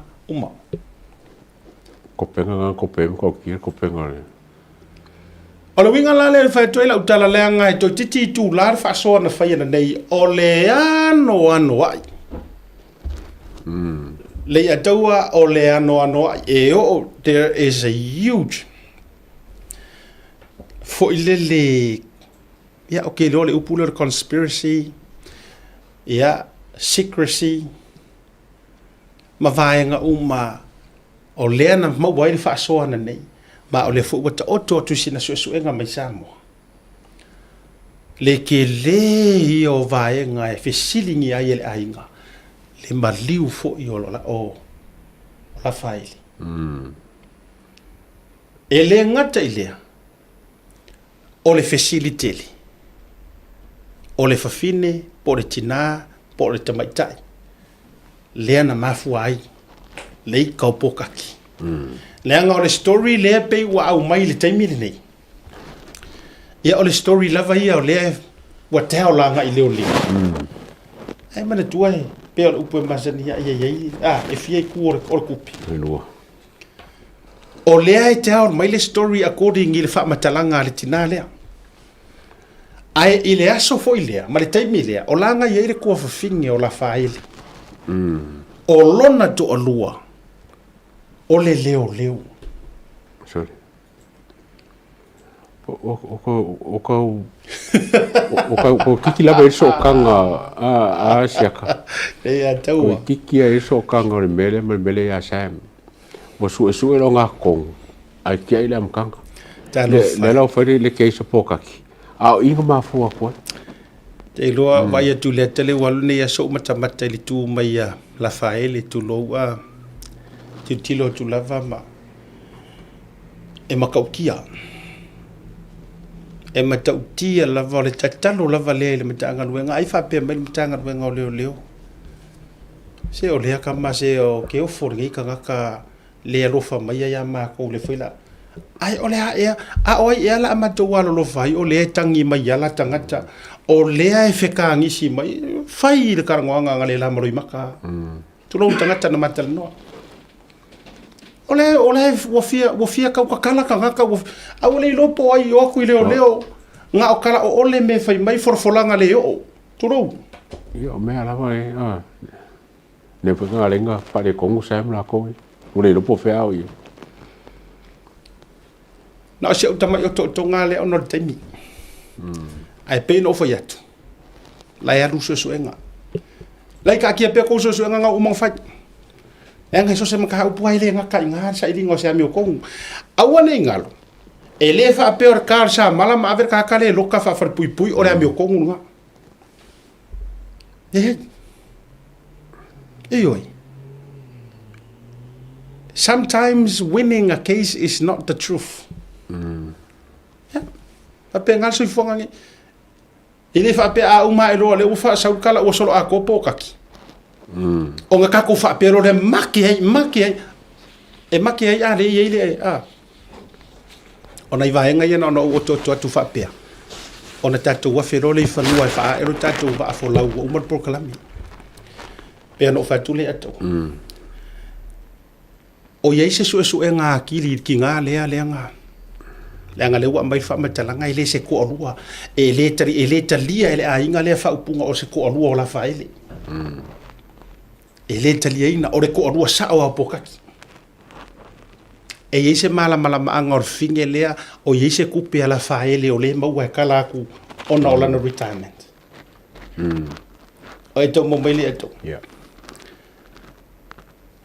liliwa ele utala to tonu fa lo to ifale awa o to ya nei o to tiro ila i to lo ngol mta up e ye le fa matalanga le fa fine le fa pe mai na la ivi mapoka ki le fanga e do mo na la ivi mapoka ki le fanga i te mile na watu wa ye fa tupu e fanga ia la fai tu lo fa ngale ngana wa so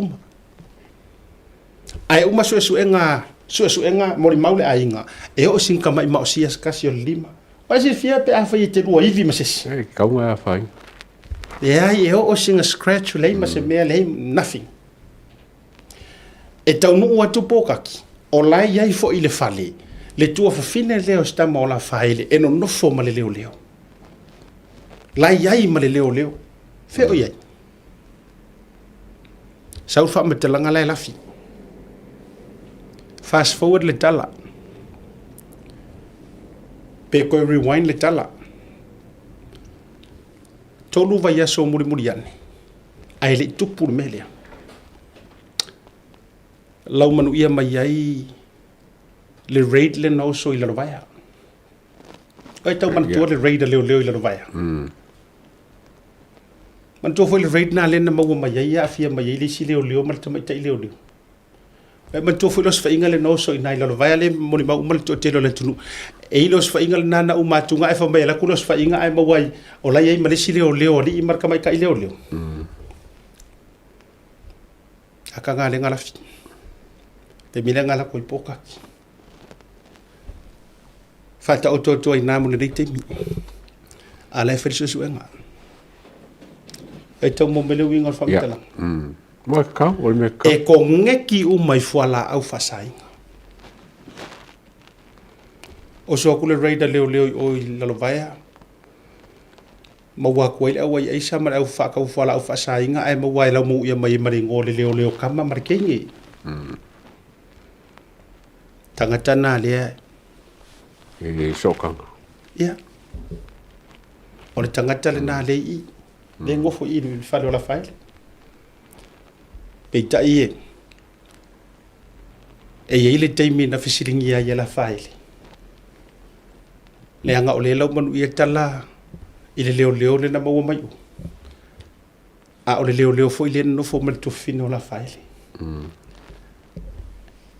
le la ia ile fisiringi ia le via fil to fainga ai ai pe te ia ile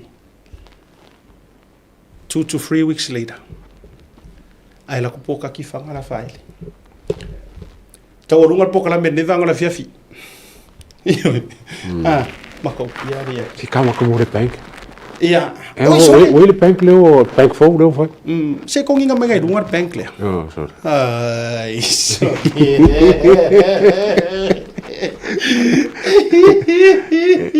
fia la le bank e ko lu pe lu kamara le o so le lu o po kasi sa va ma la faranga Lavar kodu, wow. Lavar kodu.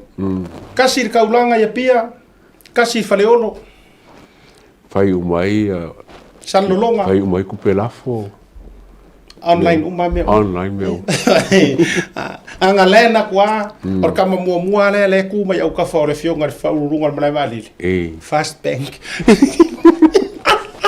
I faleolo. Nango i sui umai kupe wakangaka kala ila ko kupe. Ai le yo fa fo mo mai vali. Amane. Sorry. Mario, sorry. A People's Bank. Fast Bank. People of Samoa's Bank. Ia, vai lai. Ia na wa va ko mai runga tautai a'e nei mo. Ai eu fui a ko pa ko le fai bank. Ele o mo fai uma ku me bank. Na tonu lava.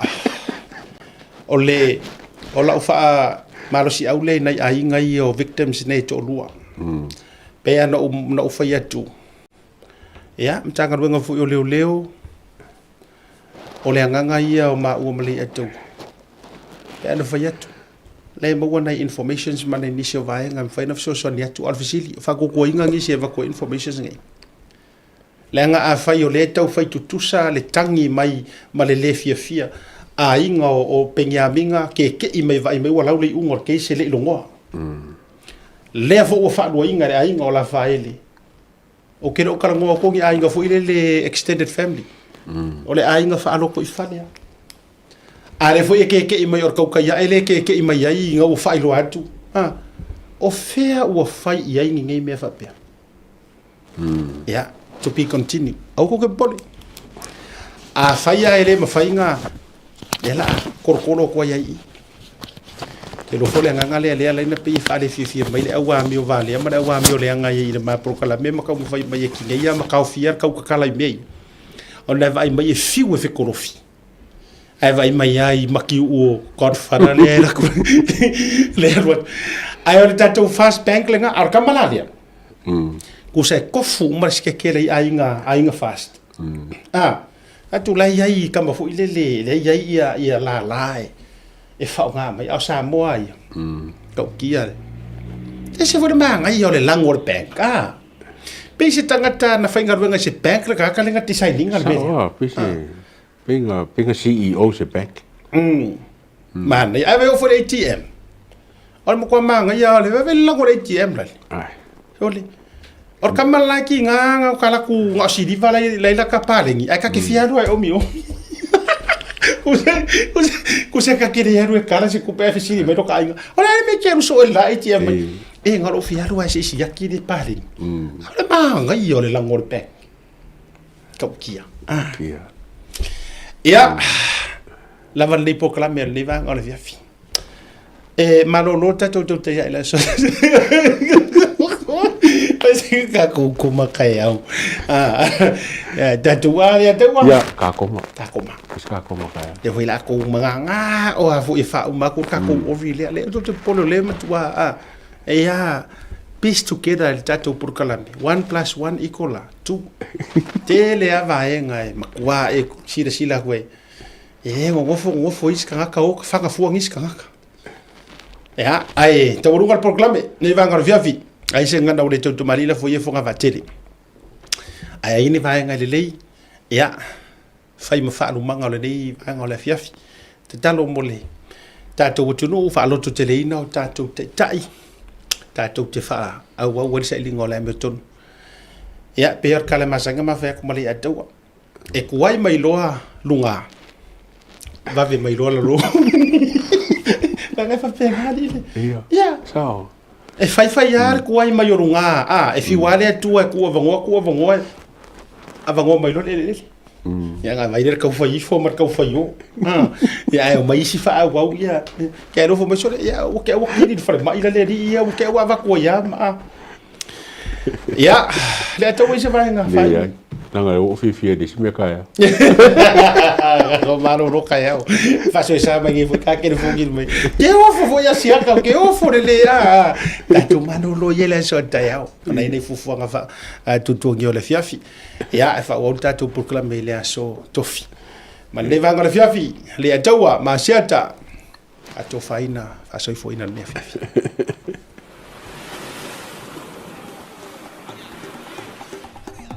Soi fu manuia malangi ma. O lo ingo o matai a leota sinau mea tau whao. O a ua lo ia Samoa I nei mato ofisa o le WT Compensation Lawyers. Mātou te fisosoani tangata wa whaina mai ta avale, whalewhenga luenga na superannuation claims. O le manulau ti o le mātou au nanga ina ia avele mātou ofisa e whai ma fesoasoani I tangata uma o le Pasifika. Ai sea awa e tā ua le mātou ofisa tangata o le Pasifika. A whai o ese tangata e mana o mia se fisoasoani, wala au mai tato ofisa nei Prispeni Australia el o fitu, tolu iwa lua wha iwa lima wha.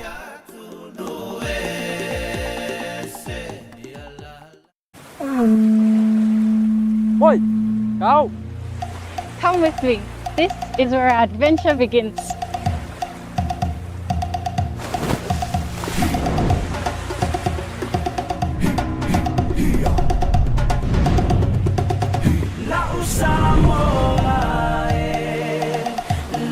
Samoa Fa'amuamua le atua o ia o lo'u fa'amai Ao mai ni puapuanga Fa'amalo si tu maupea O te alofa ia te oela u Samoa Taluka Samoa Pelele anganga I say yo upese pese atu mafamatala Lo matamofi ele mafaya upuna famatala Ua nubera tasi fo I oe ile Pacifica La Samoa La Samoa Fa'amuamua le atua o ia o lo'u fa'amai Ao mai ni puapuanga Fa'amalo si tu maupea O te alofa ia te oela u Samoa Le mafai o nanamu Fa'amalo si tu maupea O te alofa ia te oela u Samoa La u Samoa La u Samoa Fa'amuamua le atua o ia o lo'u fa'amai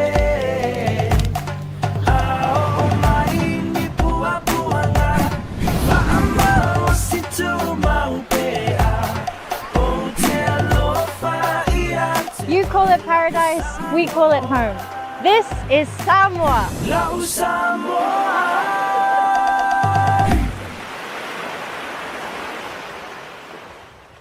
A fio mai a, I lau ainga. Le no fuanga e matua whaata waina i so o stangata. A oe whaata pena I mo no tu wa e seato, si aki mua mua o pepa balanga I le malaiwa le tele. O na e a nga ine I lau tu tau wavandi, o lo o iai le tatou VIP terminal. Ma e whaanga solo ai loa I le security. O na e ulu whalero lea I se wa inga e matua I maa hofa tele lava no na mātou o fi. Le whaleolo airport VIP. O lo no winga, o oe o se tangata matua tahua tele ia te matou. E te se e I le malu o te tonu o matou potu whaatalitali, ma mai moa I ata ti whanga whaafiafianga ma so o se porokalame I a matou wala ata ese ese. O au mea inu uma matau mawha Samoa ese ese mo le taimi mua mua, e te tau nuu mai ai, e le aiso na te tomi a o whaatalitali ai lau whai malanga ese atu. O nei whamarianga uma, e te maua I le na o le se lau sa furu lima ta la mo tangata mātutua, ai lua so mara lima ta la, mo whanau I lalo se furu mi watu sang. E paulawa le mea e te whaia o le tutongi online, o na whaani leo lau City I le taimi e te taunu ai. E te whaonga ina so o landa se vaenga o le VIP I le pito I lunga po le pito I lana. Mo au whanotanga, Zoom, ia po ni mahalo longa popua o ta pena I lau whai ngamlanga. E sili lava lau ainga monu, le whanaiolo airport VIP ko. We will not hide Famalosi keep the flame alive Samoa strong we will survive Yes, 6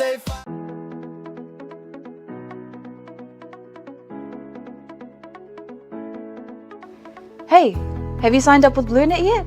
No? Well, let's fix that. Head over to www.bluenet.co.nz and hit Join Us today. All you need to do is fill in your name, date of birth, phone number, and a few other details. This helps us get you set up faster. We'll also need a photo of your ONT serial number and your modem. Not sure what an ONT is? Don't worry, this is what it looks like, and every house with internet has one. And make sure you have a valid ID and a utility bill or government letter to confirm your address. When you join BLUNET, you're not just getting fast, stable internet. You're also supporting shows like Tautai A'e, Breaking Waves, and Sports Salanoa. Your BLUNET subscription helps us bring you more content. If you sign up this month, you get $10 off your first 3 months. If you have any questions, call 0800 258 638. Join BLUNET today.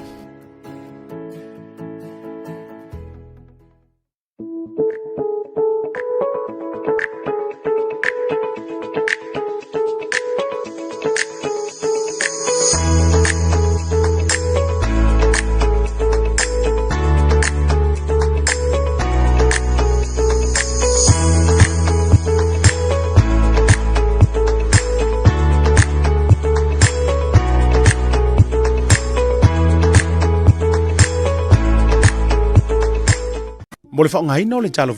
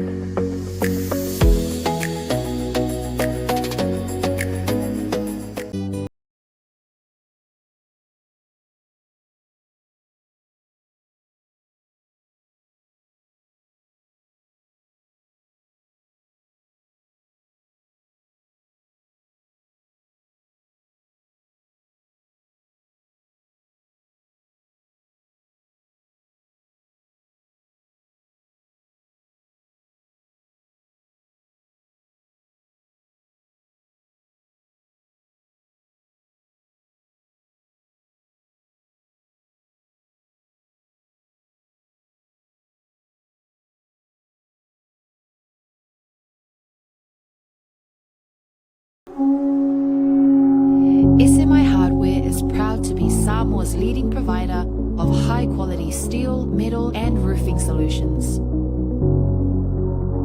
Colours inspired by the heart of Samoa, from the deep blues of our ocean to the warm natural tones of our fala and tapa.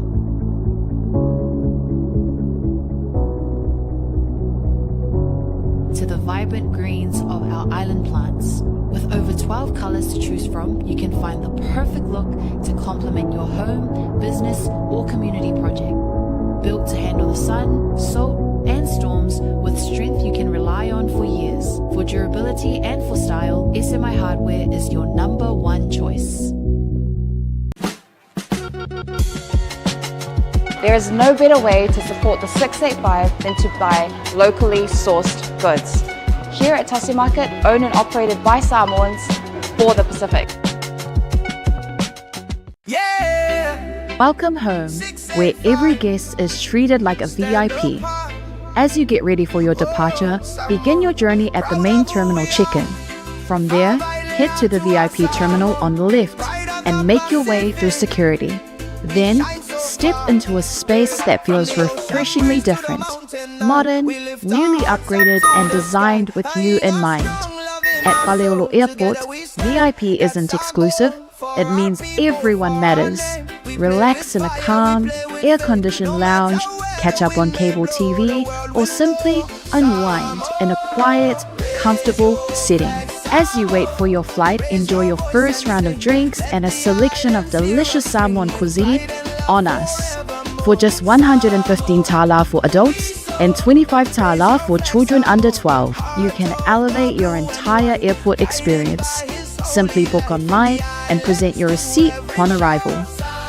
The VIP lounge at Faleolo Airport offers both downstairs and upstairs spaces, giving you the freedom to relax your way.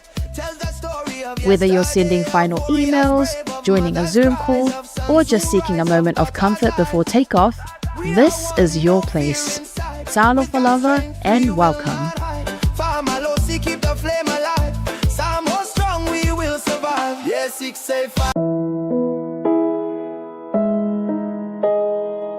O le Os Pacific Funerals na whaawai le Tasi A'e iwa se lau i whae Sydney, whaamauina o le luai au unanga o le whale maliu o Samoa ma le Pasifika, o whaawai i Australia. O lea ma mia sa o loto e tama whanau lawa Samoa.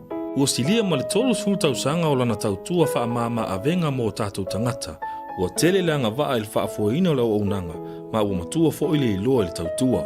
Mātou te mawhai lava o na mātou malanga atu I maota malawa e so se taimi e whaatala noa ina mta upu uma I ta pena ia ili whai ngā malanga, mo le ua vala au ia ili atua. E ave e sea ili atua tu vale mane le mautonu a inga whaanoa noa, e le a whaina po le hali taimi. E tā ua ia I mātou o tātou tūmanga no ua malu, ma o lana anawa tau ave lava lea. Dignity of traditions is our service. E tautua le luas fulfai tu la ili fitu a solva yaso, mātou te ngālu lua e tūsam fina ngalo mana onga o a inga, a e leo so mātou manao.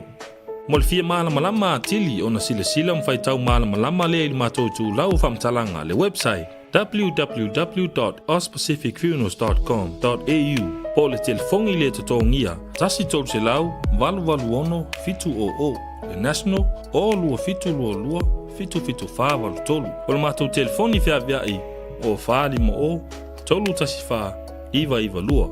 Ma fesili mo rata maitai pule, na omi ma sina mua. Mana tua nei le tautua le All Pacific Funerals Australia, lo whale maliu e le mo moe, ai tautua ina oe le alofa ma le wha maa avenga.